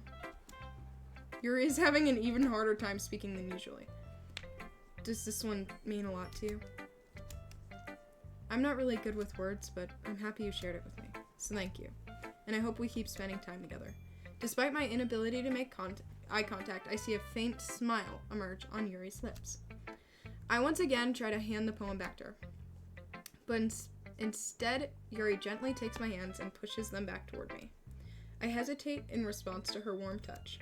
You can, the poem is... Once again, Yuri fails to form a complete sentence. You mean I can keep it? I'd love to. Again, Yuri faintly smiles, as if she doesn't want me to notice. You always make me feel nice. You know I know I'm not good with people, but I hope that I can return the favor sometimes. Yeah, don't worry. I think you do a good job. Yuri finally turns back toward me. I guess we should move on before Monica says something.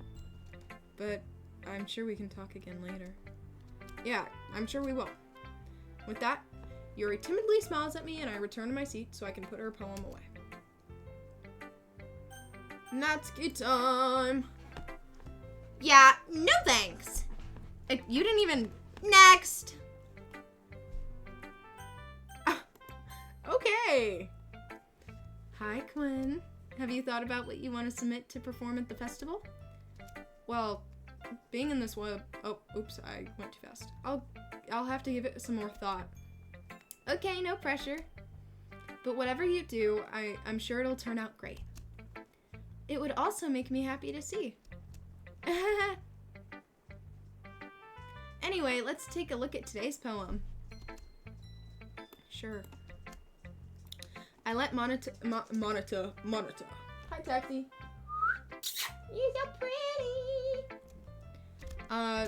Your style has gotten so refined, Quinn. Graham crackers. You're filled with rage and discontent. Oh no. Yuri's been teaching you a lot of things, hasn't she? Well, I guess so. Yeah, I've been noticing how much time you spend with her. I think I've heard her say more words these past couple days than she's talked the whole year. I'm not sure how you do it, but that's pretty impressive. Well, she just needs some patience and a way to talk about the things in her head, I guess. I'm still getting the hang of it myself. You're certainly putting in a lot of effort. You must really like her. That's... It's awfully suspicious, you know. Spending time with her in the club every day. Reading that edgy novel with her. Well, I just feel bad she's a hard time socializing. It would make me, it makes me want to make sure she doesn't spend all her time alone. Cracker shark? What? Besides, the novel isn't bad either, you know. Alright, I get you. Just be careful, alright? I know Yuri isn't used to opening herself up. So if something bad happens while she's vulnerable, that could be really hard for her. Her books aren't a total escape from reality, they're just a bandage. You say it like I'm gonna hurt her. Sorry, I don't really mean that. If anything, she might accidentally hurt herself. Anyway, I'll share my poem with you now, alright? Alright. The Lady Who Knows Everything. An old tale tells of a lady. Oh my god. An old tale tells a tale. An old tale tells of a lady who wanders Earth. The lady who knows everything. A beautiful lady who has found every answer. All meaning, all purpose. And all that was ever sought. And here I am, a feather. Lost adrift in the sky. Victim of the currents of the wind. Day after day, I search with little hope, knowing legends don't exist. But when all ease has failed me, when all others have turned away, the legend is all that remains. I don't know what this accent is. I needed some inspo to say things right, and so this is what I chose. When all others have turned away, the legend is all that remains. The last dim star glimmering in the twilight sky. Wait, what is that supposed to be? In the... I don't know. Until one day... No, now I changed accents. Until one day the mind ceases to blow. I fall, and I fall even more, as gentle as a feather, and a dry quill expressionless. Wait, where am I?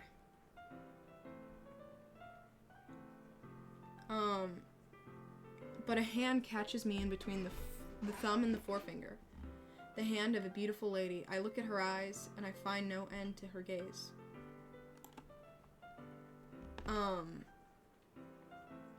The lady who knows everything knows what I'm thinking. Before I can speak, she responds in a hollow voice. I have found every answer, all of which amount to nothing. There's no meaning, no purpose. And we seek only the... What? In a while, crocodile! I am not your legend. Your legend does not exist. And with a breath, she blows me back afloat, and I pick up a gust of wind. You know, I feel like learning and looking for answers are the sorts of things that give life meaning. Not to get too philosophical or anything, but it was kind of on my mind, so that's what I wrote about. I see. I never really put that much thought into it. In a way, it's almost paradoxical. Because if we had all the answers, wouldn't the world start to lose its meaning? You know, there's one thing I noticed. It seems like everyone in the club prefers writing about things that are more sad than happy. Are you surprised? I mean, if everything was okay, we wouldn't really have anything to write about, would we? Humans aren't two-dimensional creatures. I think you know that better than anyone. You mean one-dimensional? Yeah. Oh shit. She just said we were 3D. That's crazy. Anyway, here's Monica's writing tip of the day. Are you ever too shy to share your writing because you're afraid it's not that good? It can really be disheartening to get a lukewarm response to something you put so much into. But if you find other people who enjoy writing, then sharing becomes a lot easier. Because instead of just telling you that your writing is good or okay or bad, they'll want you to focus more on everything that went into it and the things you can work on. It's much more encouraging that way and will make you want to continue improving. Hi, welcome. It's almost like having your own little literature club, don't you think? That's my advice for today. Thanks for listening. Sayori is last. Sayori, Sayori, Sayori. It's nice, I guess. Come on, I can already tell you don't like it. Well, you don't need to worry about what I think. After all, you wrote this for someone else, didn't you? Probably Yuri. I didn't write this for anyone specifically. Maybe. That's not really what I meant, though. But it's okay. You're making new friends like I was hoping. That makes me really happy. And you're happy too, right? In this club? Well, of course I am. Good. That's all that matters to me. Thank you, Quinn. Sayori? Is there something wrong? Huh? No, nothing. I'm just a little tired today. Alright. Just tell me if you need anything. I will. Don't worry about me, okay? You can go play with everyone else now. If you insist. Yay! I'm gonna go home a bit early today. Sayori? Tell Monica I wasn't feeling well, okay? I'll see you tomorrow. Before I can say anything else, Sayori cheerfully walks out of the classroom, humming to herself.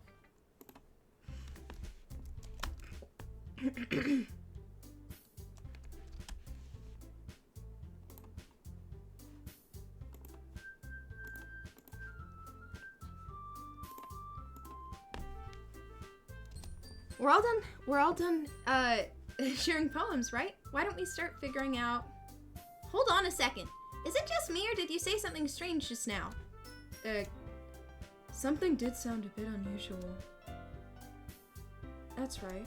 You deviated from your usual catchphrase when addressing the club. Catchphrase? I don't have a catchphrase. Jeez, why is the mood so weird today? Look, even Yuri isn't immune to it. Stagnating air is common foreshadowing that something terrible is about to happen. In your books, maybe. Look, the only thing different is that Sayori isn't here. It seems you're right.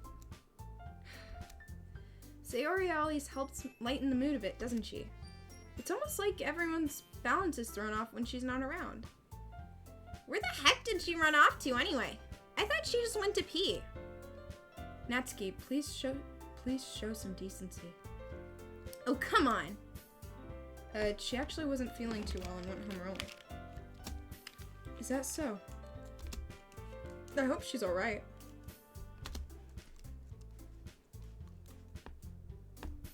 I forgot the music was on this whole time. Seriously? Of all the times to not go home with her, you picked the time she's not feeling well? So much for you being all lovey-dovey. No. First of all, stop misunderstanding my friendship with Sayori. And second, she's kind of been avoiding me today, so I don't want to force it.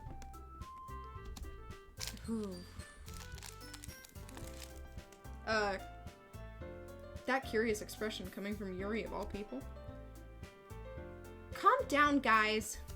I talked to her earlier and everything is fine. What did she say? Anyway, we need to figure out the rest of the festival preparations, so let's decide what everyone will be doing this weekend. I already know what I'm doing. That's right. Natsuki will be making cupcakes. But we might need a lot of them in different flavors. Can you handle that all by yourself, Natsuki?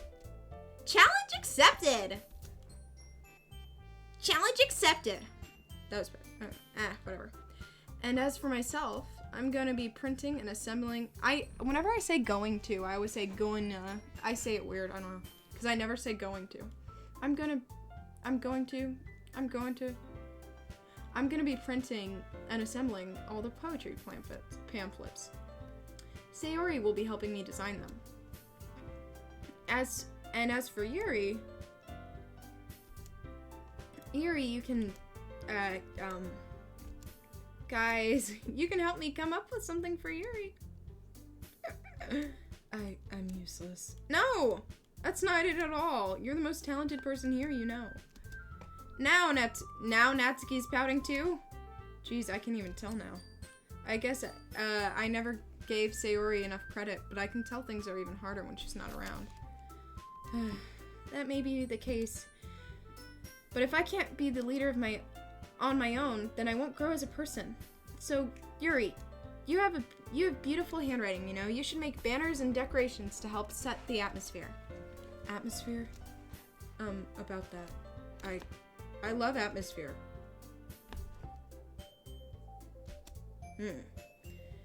Your mind is already racing, I see. That's great! You'll be a wonderful help, Yuri. But anyway, that just leaves you, Quinn. The one who is... Oh, I thought she was saying that about me. The one who is truly useless. Don't say that! In fact, both Natsuki and Yuri have some pretty heavy tasks to handle. It would probably go a long way if you gave one of a hand. You could always help me out as well. I would be really appreciative of that. That's... how on earth are they each going to respond to a suggestion like that? I suppose I wouldn't mind a bit of help. Well, even if you don't know how to bake, there's always some dirty work I could give you. It's not like Monika's going to give you a choice. And you shouldn't be sitting on your butt anyway. Natsuki tries to mumble a bunch of excuses like that. If I recall, Natsuki, you mentioned that you would like to handle the baking on your own. Quinn might not like to be around if you make her out to be a nuisance. Ooh. So therefore, she may be more suited in assisting with the decorations. Hold on, I never said that. How hard could it be to make a few decorations anyways?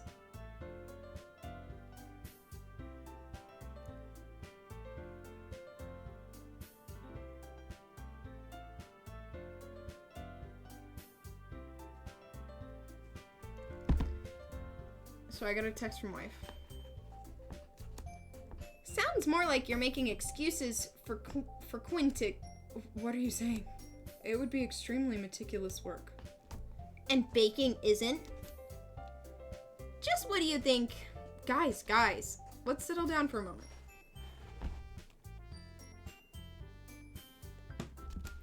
In the end, I think it's up to Quinn to decide how she'd like to contribute.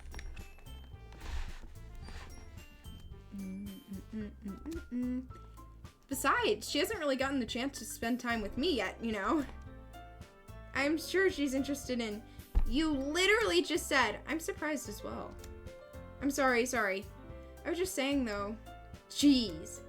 Can we just settle this already? Yeah. Quinn, you're okay with this, right? In the end, it's up to you. Of course. Very well. In that case...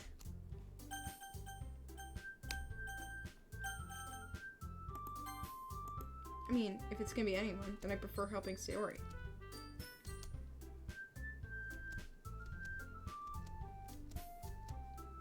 Oh. I thought... Oh. Are you serious? Why would you... Natsuki, I can already tell you're about to say something mean. No. I was just saying. Ugh. So you'll be helping Yuri then, Quinn? Yeah, that's what I'm gonna do.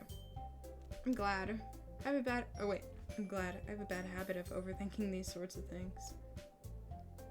So I think your assistance would be very useful. That's great to hear. Natsuki, will you be able to handle baking yourself? I mean, yeah. I already said I would be fine. Okay. I'll be back in 1 second. Wait, I want to bring my phone. Food here from the wifey.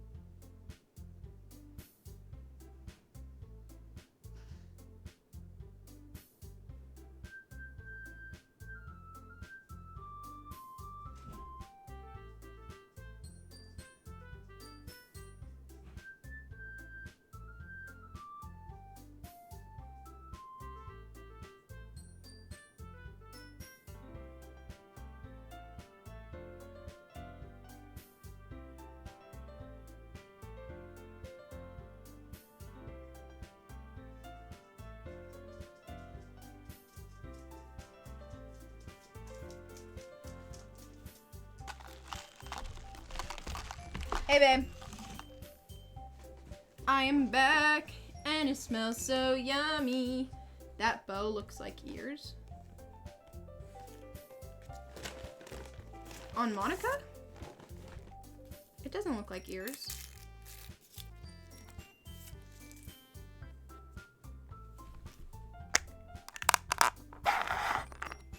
No. Yum yum yum yum yum. Yum yum yum yum yum. Yum yum yum yum yum. Yum yum yum yum yum.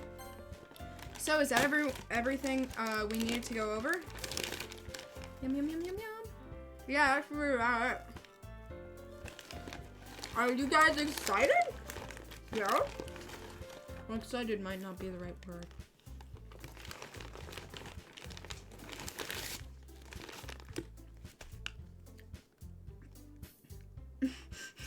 Babe, why did you send me a shit ton of Chick-fil-A sauce?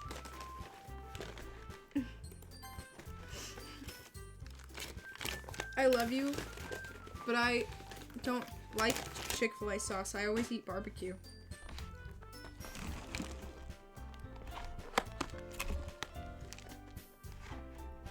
It's supposed to be barbecue? Oh.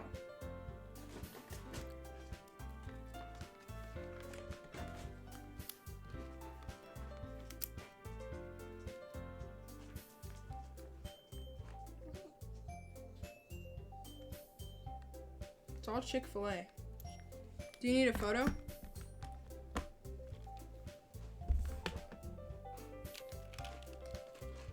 How do they never get your orders right? You're like the best girlfriend ever. You remember so well. And they always fuck it up for you.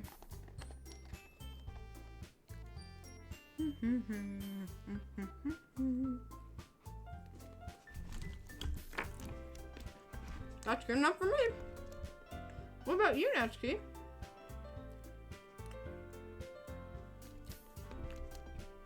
Natsuki. What? Why is everyone yelling at me? I didn't even do anything. No.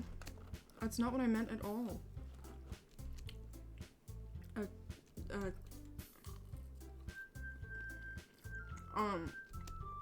I'm sorry for this. I don't really know how to Oh, also, sorry I'm eating with my while talking. Your cupcakes are the best cupcakes I've ever had. They go really well with my tea. They're meant to be. And nothing that I do for the event will compare to that, so. I get it. I'm kind of surprised, though. Why? Why? Well, I'm the one acting immature. I already know that. But you're trying to cheer me up all of a sudden. I know. I'm not very good at it. Sorry if I said something bad. Natsuki isn't the only one surprised. Monica and I are also taken aback by Yuri's words. When she already has trouble with words, trying to cheer someone up must be far out of her comfort zone. But I begin to understand. Yuri was trying to sound like Sayori. Oh, even if it didn't work perfectly, I can tell she tried to say something Sayori would say at a time like this. Because Sayori always helps everyone smile and feel good about themselves. No, I kind of appreciate it. I'm sorry for making a big deal out of nothing. But I'm gonna say this. You better bet that the cupcakes are gonna be the best part of the whole event. Oh, I believe you. Yeah! I hope to see everyone do their best. But with that,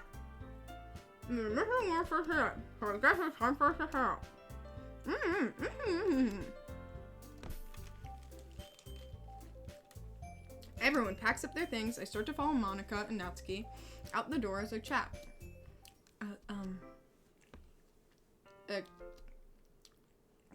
I turn around. Sorry. I realized I don't have any way of contacting you this weekend. Oh, you're right. I can't believe that slipped my mind. Should I give you my phone number? I think that would be the best way, yes. Alright then. Yuri and I exchange phone numbers. Okay. Then I'll be stopping by your house on Sunday. My house? Is that a problem? No, not at all. I just thought I would be going to your house since I'm the one helping you. I suppose it makes more sense. But if you don't mind, I think I would prefer going to your house. Alright. In that case, it won't be a problem. I decide not to press Yuri for a reason. It shouldn't matter much either way, so I just need to make sure my room is clean. I hope I managed to make myself useful in some way. I'm not nearly as creative as you are. Don't underestimate yourself, Quinn. I think we'll make a very productive team. Even if you only choose me because you felt bad or something. Wait. You didn't actually think that, do you? I don't know. It's difficult to come up with any other reason you might have chosen me. You're forgetting the only reason with most common sense. I choose to help you because that's what I want to do, but Yuri thinks to herself with an extremely tense person. Yuri, you're overthinking this. You wanted me to point out what you're overthinking, right? I didn't realize. I'm telling you I want to. That's all there is to it. Do you believe me? She looked straight into my eyes for a long while. I believe you. As if it took her tremendous effort, Yuri finally says that and relaxes her expression. And I'm really looking forward to Sunday. Yeah, I am too. After that exchange, I'll make my way out the door, and Yuri follows. I can't believe this. Yuri has been coming to my house on Sunday. Even though I would have preferred to do this with Sayori, my anxiety still shoots through the roof. I guess I've gotten pretty used to handling her at this point.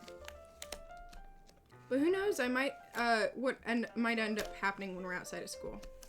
She even told me she was looking forward to it. I shake my head. Why do I feel nervous that Sayori finds out about this? It's not like we feel that way about each other. Besides, like Monica said, this is about the club. I have nothing to worry about. If I just go with it, then I'll have a good time. It's already Sunday. I've been getting increasingly anxious about Yuri's upcoming visit. I keep telling myself there's no reason to be nervous, but it doesn't help much. Yuri is clearly an introvert, and also an intimate person in general. There's no doubt she'll open up a little bit when it's just the two of us. Why is Kaylin crashing out? Because they always give me the wrong order. Wait, you're coming like right before, you're leaving like right before it gets like really good. It's a really long beginning.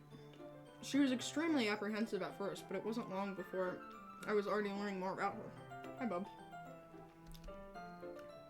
But putting Yuri aside, I haven't heard a thing from Sayori since she left the club early the other day.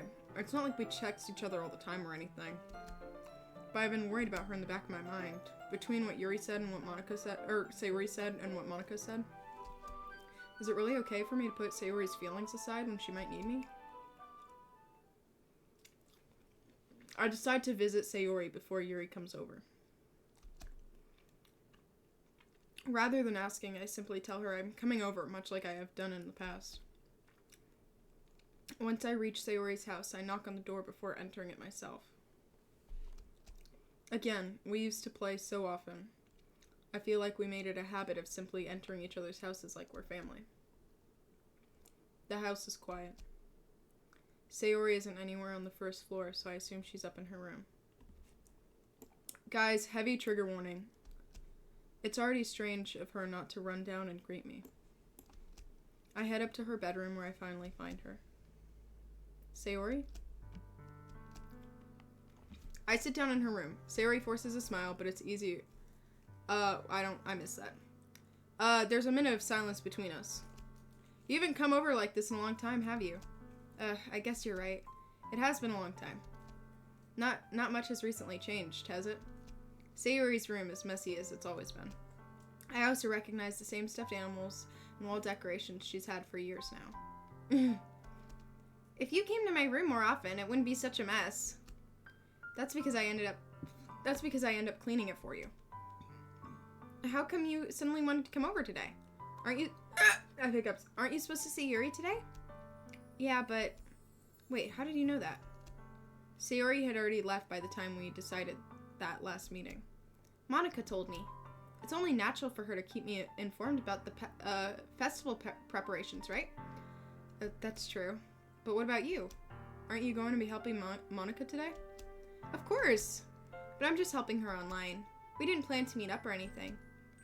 Oh, so it's just me and Yuri then. Yep. There's more silence between us. Sayori stares in a random direction. Everything about her behavior is really uncharacteristic. I finally get to the point. I just wanted to see how you were doing. After you left on Friday, when something's wrong, you can't hide it from me. I know you too well. So. Sayori smiles, shaking her head. That's no good, Quinn. That's no good, Quinn. Why can't it just be like it's always been? This is my fault. If I didn't get so weak and accidentally express my feelings. If I didn't make that stupid mistake, then you wouldn't have been worried about me at all. You wouldn't have come here. You wouldn't have even been thinking about me right now. What, babe? What's the deal?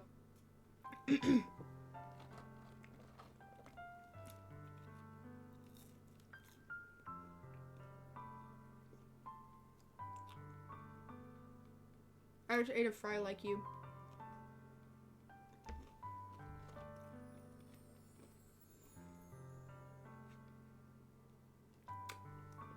Challenge accepted. But this is my punishment, isn't? I'm being punished for being so selfish. I think that's why the world decided to have you come over today. It just wants to torture me. Sayori. I grab Sayori by the shoulders. What on earth are you saying? Are you listening to yourself right now? I know something happened to you. There's no other explanation for you to be like this. So tell me already, until I know I won't be able to start thinking about it. Sayori gives me an empty smile. You really put me in a trap, Quinn. But you're wrong. Nothing happened to me. I've always been like this. You're just seeing it for the first time. Seeing what? What are you talking about, Sayori? You're really just gonna make me say it, aren't you, Quinn? I guess I have no choice this time. The thing is, I've had really bad depression my whole life. Did you know that? Why do you think I'm late to school every day? Because most days I can't even find a reason to get out of bed.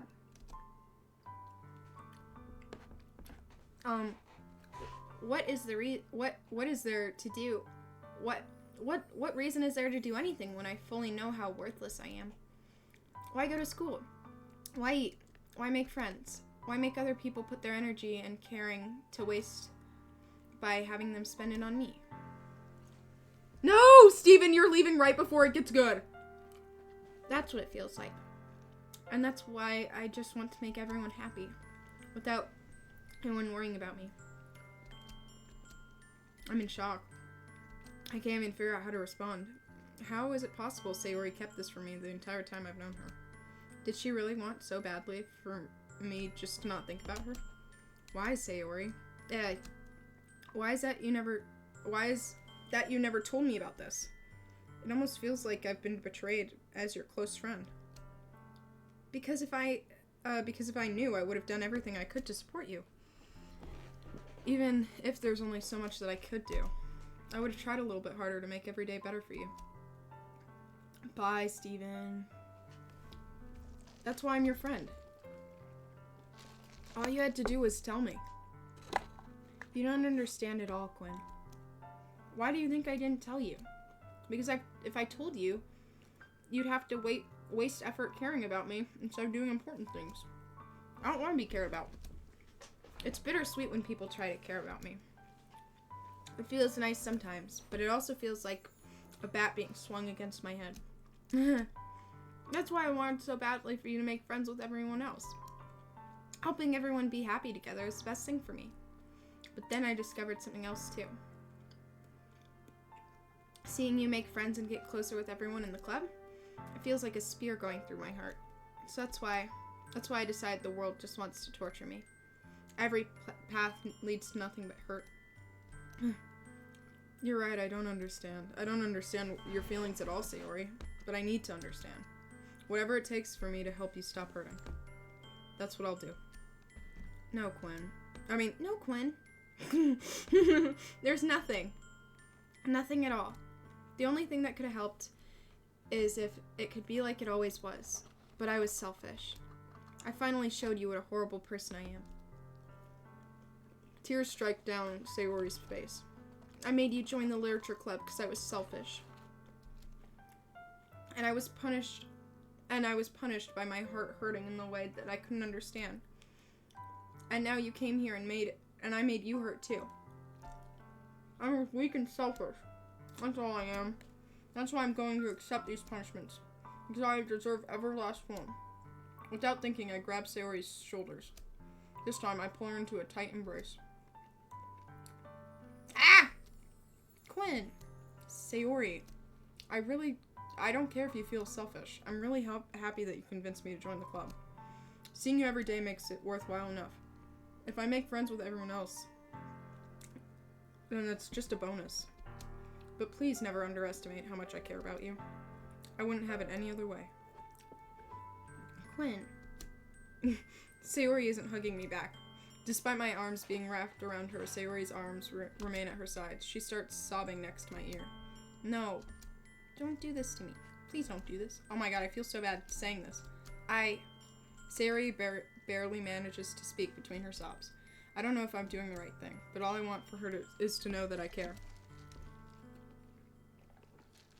If you have it in you to call yourself selfish, then you have it in you to let me be selfish too. No matter what it takes, I'll figure out what needs to change. I'll make these feelings go away. And if there's anything you need me to do, then you'd better tell me. I'll get mad if you don't. I don't know. Gently, Sayori puts her arms around me in return. Chat is dead. I don't know anything. It's all really scary. I don't understand my feelings, Quinn. The only time I'm not feeling nothing is when I'm feeling pain. But your hugs are so warm, and that's really scary too. Sayori lets me go. As she does so, I let her go as well. The festival is tomorrow. Yeah.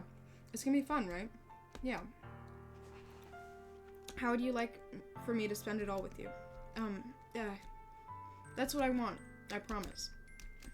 I think it would be nice then. Yeah. Sayori wipes her eyes. If I could spend the whole day here, I would. Of all days, this has to be the one where I have other plans. Maybe I should cancel. No, don't. Please don't. If you did that, then I really wouldn't forgive you. But it's almost time for Yuri to meet me at my house. At the very least, do you want to come along and help out? It would be fun.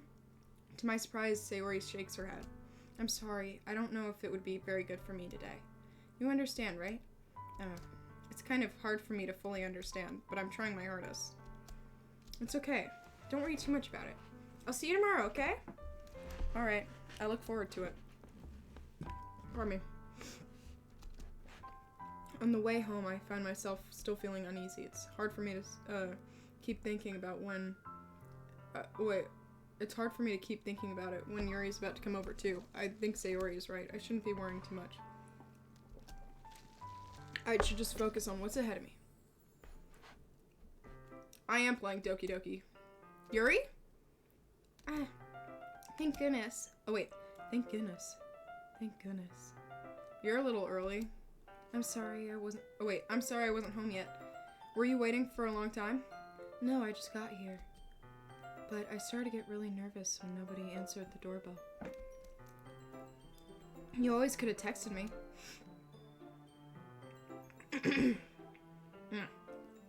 If I had known, I would have reassured you and hurried more on my way home. I suppose that's true. I didn't... Oh, wait. Why do I keep going high-pitched? I didn't think of that for some reason. It should... Oh, wait. It should be common sense to do that, but I ignore it. Anyway, let's go inside. I see you brought a lot of stuff with you.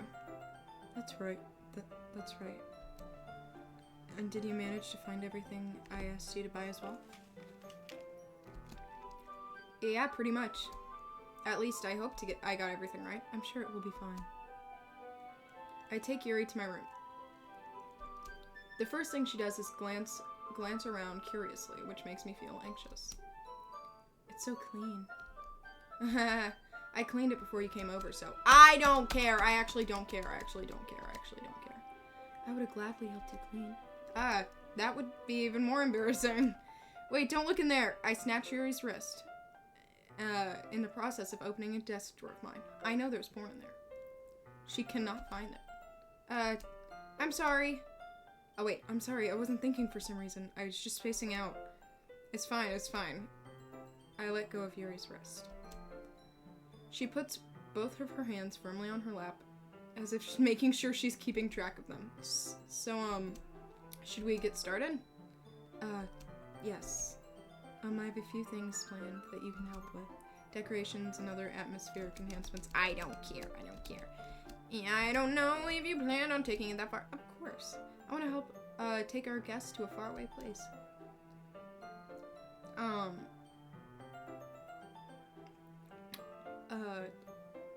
Although many will stop by out of curiosity. And for cupcakes, I guess. I'm determined to provide an experience that'll leave them wanting more. That's great. It's easy to forget that you're pretty intense. Hi, Jade! I'm skipping forward because I'm getting bored. I want this game to get good. It's about to. Oh yeah? Like what? Let's see. She pulls out a few candles and a wooden cylinder-shaped object. I did some shopping on the way here, so I happen to have it in my bag. I plan to cover the windows in black paper and use candles to light the room. I think that would be amazing, don't you? Yeah, that would be really neat. Stop, Gray! Stop! I'm kidding.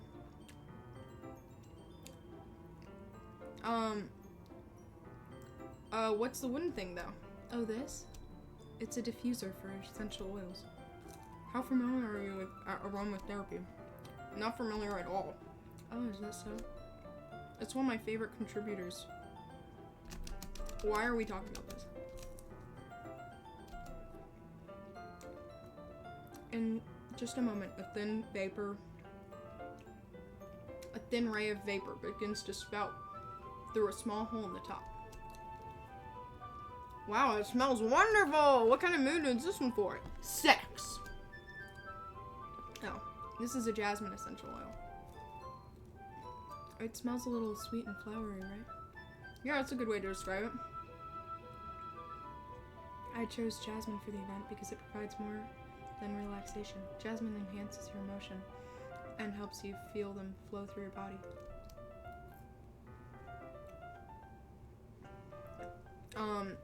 You feel warmer and your heart pounds more heavily. Don't you think that'll be the perfect for sharing our poems? It does sound suitable. You seem to know a lot about this, so I'll trust your opinion with anything. Yuri smiles gently, clearly enjoying herself. She again reaches in her bag and pulls out several spools of thin ribbon. What are those for? Well, did you purchase the origami paper I asked you to get? Yeah, I have it over here. We won't be using the paper for folding origami. What I'd like to do is write a different word on each paper. We'll need about 100 of them. Oh yeah? What will those be used for? Well, I'm gonna cut pieces of ribbon and hang them from the doorway of the classroom. Then we can fasten the paper on the ribbon to create a doorway curtain. Wouldn't that be beautiful? Fuck. Do you want the fry I dropped, Bubs?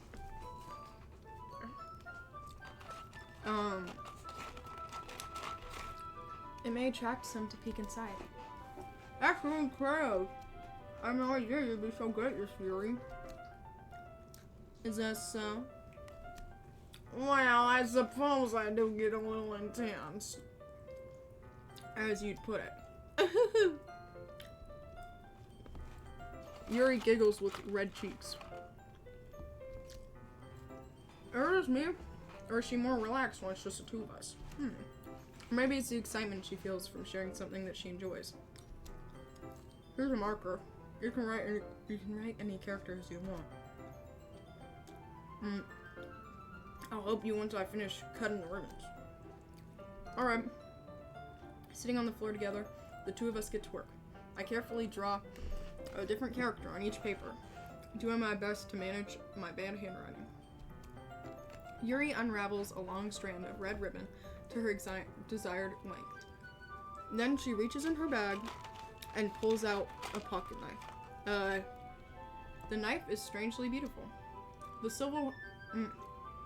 silver handle has an intricate pattern of waves etched into it. The blade itself is gently tinted blue. That's no ordinary pocket knife.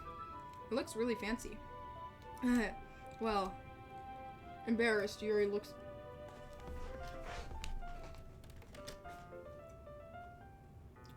Taxi. He was staring at me for my fries. What is it? You're gonna think it's weird. To each their own, you know? If you promise you won't be weirded out. Yeah, I promise. Alright. The thing is, I'm kinda into knives. Girl! We haven't even kissed and you wanna do knife play? Okay, girl. I can't help. Okay.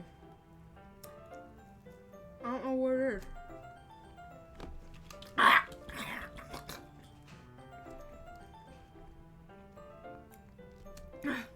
What am I saying? Please don't think I'm weird for this. You're laughing at me. No, I'm not laughing at you. It's just funny how nervous you get about sharing. Oh, it's an interesting thing to be into, I guess. But I think it kind of suits you. Suits me? Yeah. It's kind of intense. Besides, it's a really cool looking knife, I can't deny that. It is, isn't it? Would you like to hold it? Sure, I'll check it out.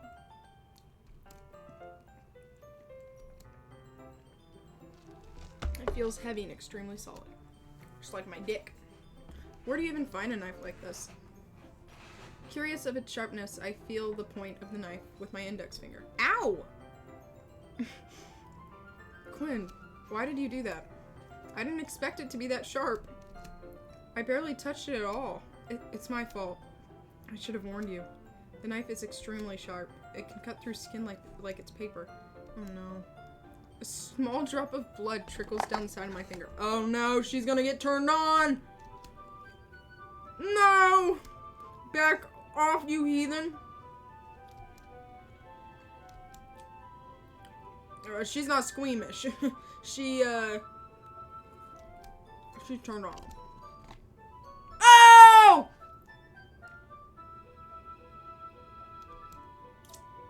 Oh!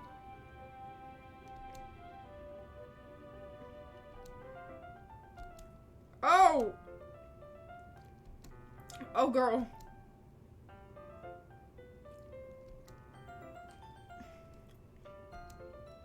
Yuri. That's the most embarrassing thing I've ever done. Yeah, girl. How could you do something like that? You should be sorry.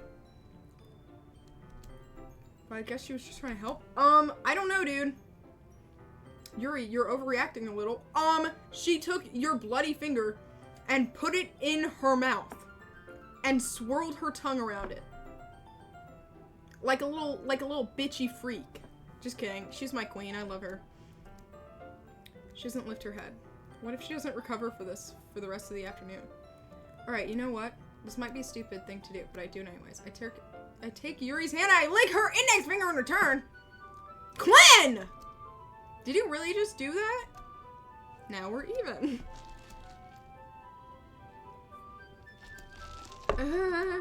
I knew this would be a bad idea.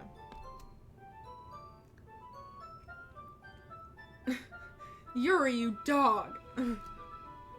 You're so weird. Girl, you started it! What? Where do you keep your bandages? I don't think I need one, actually. It was a tiny cut and you fucking licked it. Look, it already stopped bleeding. I see. That's relieving. No, it's not. Girl, I know you got your panties in a little bunch.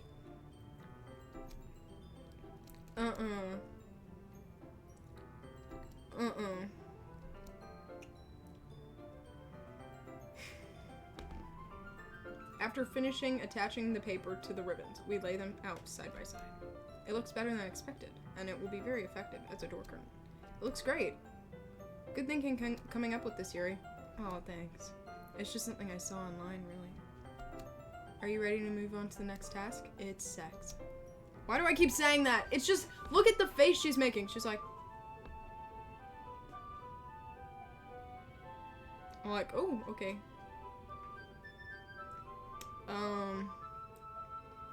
I like to create a banner. That's why I asked you to buy the paint tablets. That's right. One of the items, Yuri asked me to buy was a kit of watercolor paint tablets. We'll need about 6 cups of water to put each of the tablets in. Do you mind fetching those? I'll be back in a minute.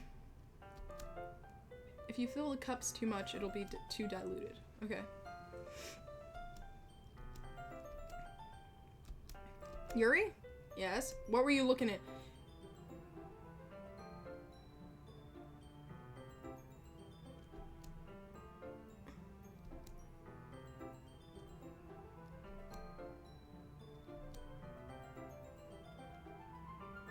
What was Freaky Deek doing in my room?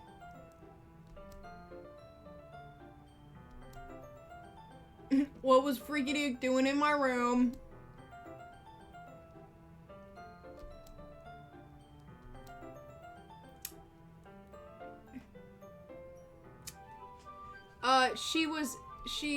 When we came back in, she like looked embarrassed and rolled back down her sleeve and she's like bright red. What was Freaky Deek doing in my room? That's all I want to say. What was she doing? Starting with the colors for sunrise. Okay. Inspirational quote. Yada yada. Neat. What are you gonna write? Well, it will be more fun to surprise you. If you say so.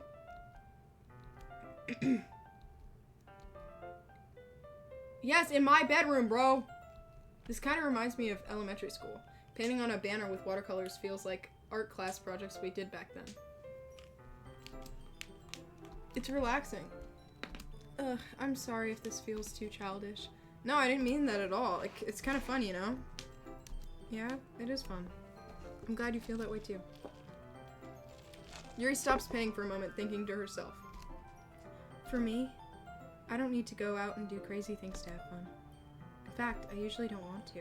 I just like to spend time with one other person, even if it's something simple like reading. It doesn't matter if we don't talk much.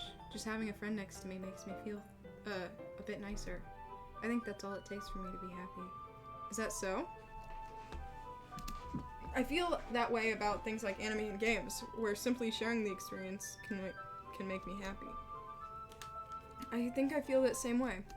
Yuri smiles gently. I knew you'd understand. Yuri leans over the banner to grab an unused paintbrush. I move at the same time, ow, causing my head to bump into hers. Kia! Sorry. Yuri reels back and I quickly lift my hand in surprise. Are you hurt? No, I'm not hurt. It just startled me, that's all. I stopped doing the deep voice. I'm sorry, you guys. Sorry, I should have asked you to get it for me. It's not your fault. Like, your face. There are droplets of paint on Yuri's face and neck. Is there something on my face? Are we gonna get a beautiful little new photo where we can see the paint on her? Yup. Okay, Diva. I pat down Yuri's face and neck with the towel. Ah. Is something wrong? It's hot, I just didn't expect it. Sorry. I didn't want to use cold water. Having finished, I start to retract my hand, but Yuri suddenly holds my wrist. Wait. What are you doing, dog? Just for a little longer. I keep my hand still against... Wait, what? She looks into my eyes. It's an intense expression.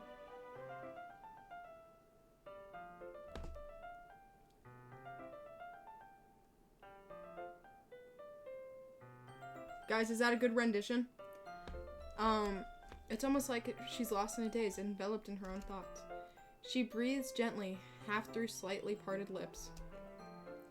She does look freaky. What's happening?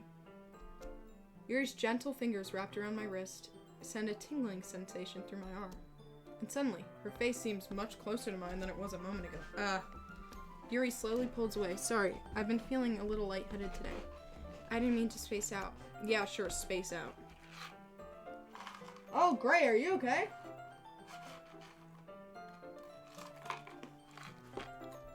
That's fine.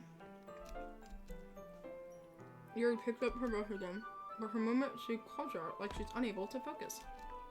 I remained silent, forced to ignore the event that just transpired. I hesitantly retrieve my own brush and continue following Yuri's example. That should do it.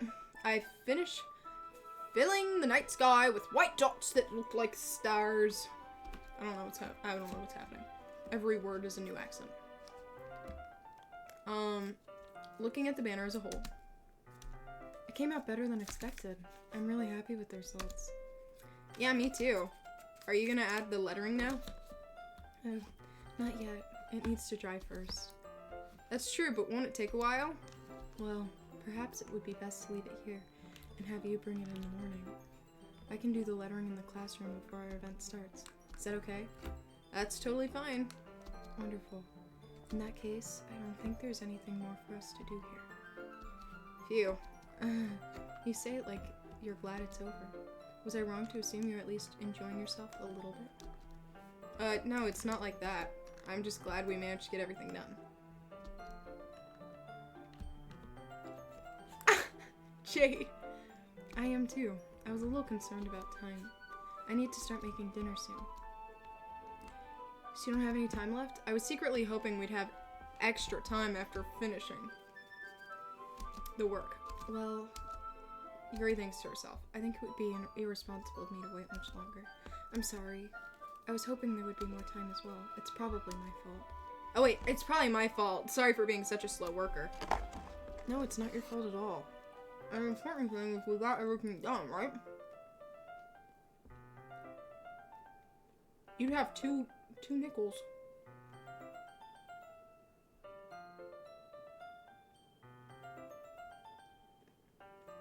I guess they licked each other. Yeah. I understand why. It sounded like she rarely got the opportunity to spend time with friends. That doesn't mean this is the last time it can happen.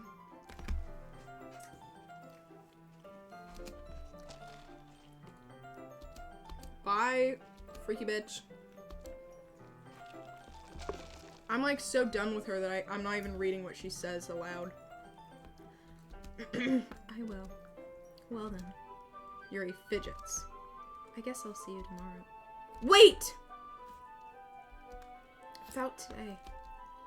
It's fine we didn't have as much time as we wanted, because we can do this again. Whenever you want, you can come over. We could go out somewhere, and I forgot you don't like going out much. I stumble over my words. Yuri simply smiles bashfully. She just looks like she's in pain and keeps clutching her boobs. Well, yeah, she has like back problems because her boobs are too big. And look how small her hands are. You're very thoughtful, Quinn. Yuri takes a step closer to me and then briefly squeezes my hand with her tiny little fucking ones. Ah! Back off. I kind of like that about you. Well, how am I supposed to respond to that? I don't even get a chance as Yuri suddenly pulls back. Sayori! Hi, Quinn? Sayori. No, just now we weren't. It's okay, Quinn. I just stopped by to say hi. Well, it's nice to see you. I'm sorry, but I'm already on my way to leave. Oh, really? That's too bad. I'm sorry, but we'll be together at the festival tomorrow, so that's fine, right? Of course! Sayori beams. Yeah, so I'll see you tomorrow. Whee! She flies. Sayori waves goodbye after her. Aw, cutie. Sayori, I thought you didn't want to come over today. Well, I tried staying in my room, but my imagination was being really mean to me, so I had to come here and see it for myself. See what? What are you talking about? You know, how much fun you were having with Yuri? How close you got to her? It makes me really happy. That you've made such good friends. That's all that matters to me. Honey, no! That's all that matters to me. Why am I feeling this way? I'm supposed to be happy for you. No! No, Sayori, no! Sayori, no! No! No, Sayori, no!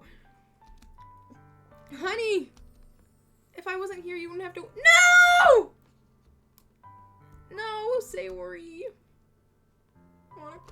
No!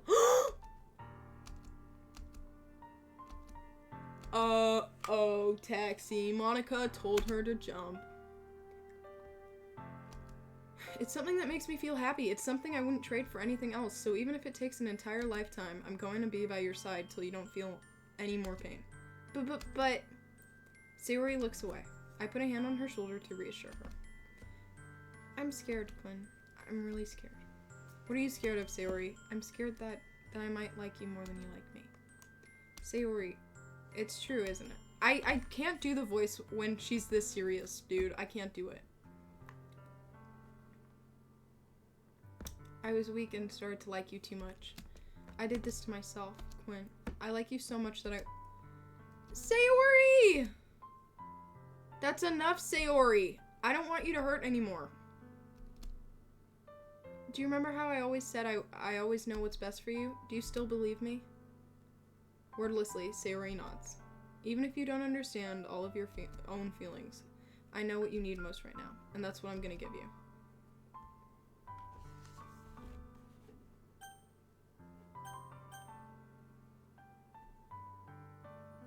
Chat, what do we say?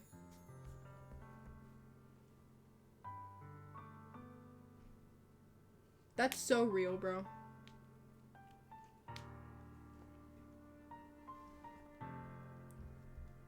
No, choose. Jade, you choose, actually. I want you to choose specifically.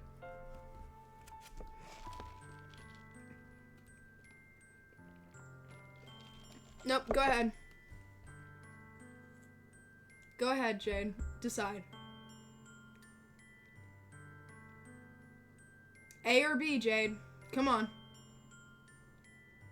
Say I love you or say you'll always be my dearest friend. 3, 2, 1, nose goes. The goose gets it. Because the goose doesn't have a nose. Jade, choose. Fine, then I guess I'll just close my eyes and decide. I love you because... Okay. I love you. Those are my true feelings. So there's no way you could like me more than I like you. I should have realized it sooner. But spending time with everyone at the club, making new friends, and having fun with you every day, it helped me realize that you are truly the most important person to me.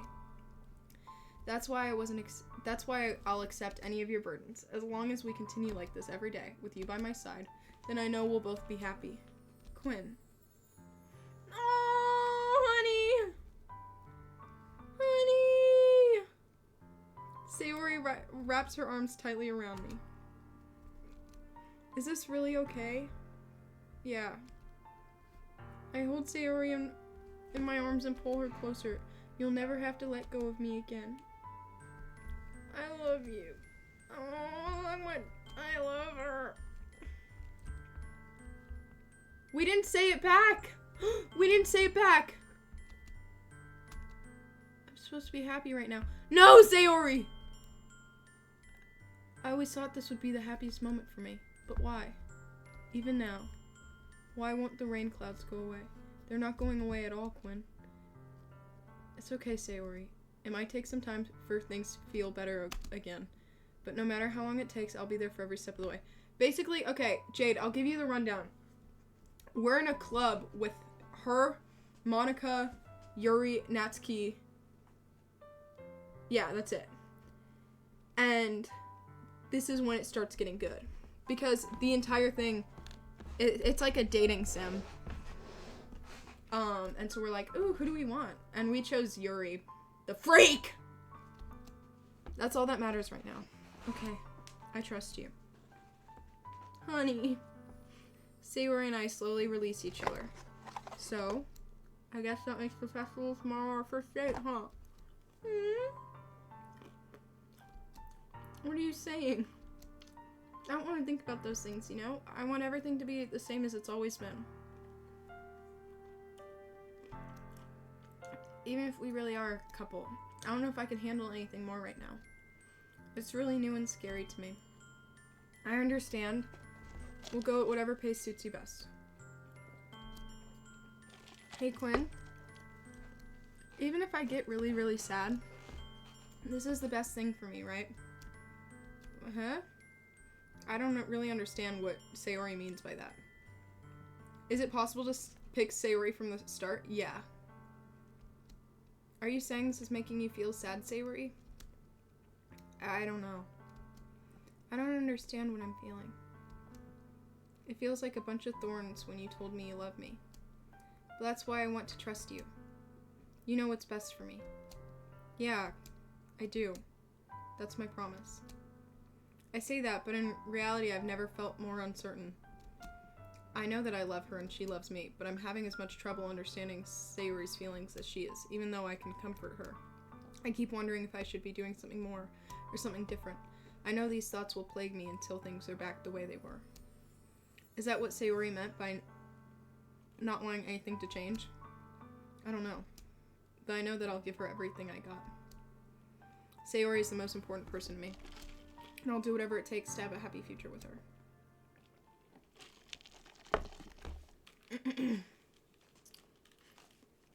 It's the day of the festival. Of all days, I expected this to be the one where I'd be waking up to school with Sayori, but Sayori isn't answering her phone. I considered going to her house to wake her up, but decided that's a little too much. Meanwhile, the preparations for the event should be nearly complete. The banner Yuri and I painted is dry. I gently rolled it up to take it with me. She sent me a pleasant text reminding me not to forget anything, and I reassured her. Funnily enough, I probably feel the same way as Natsuki about the event.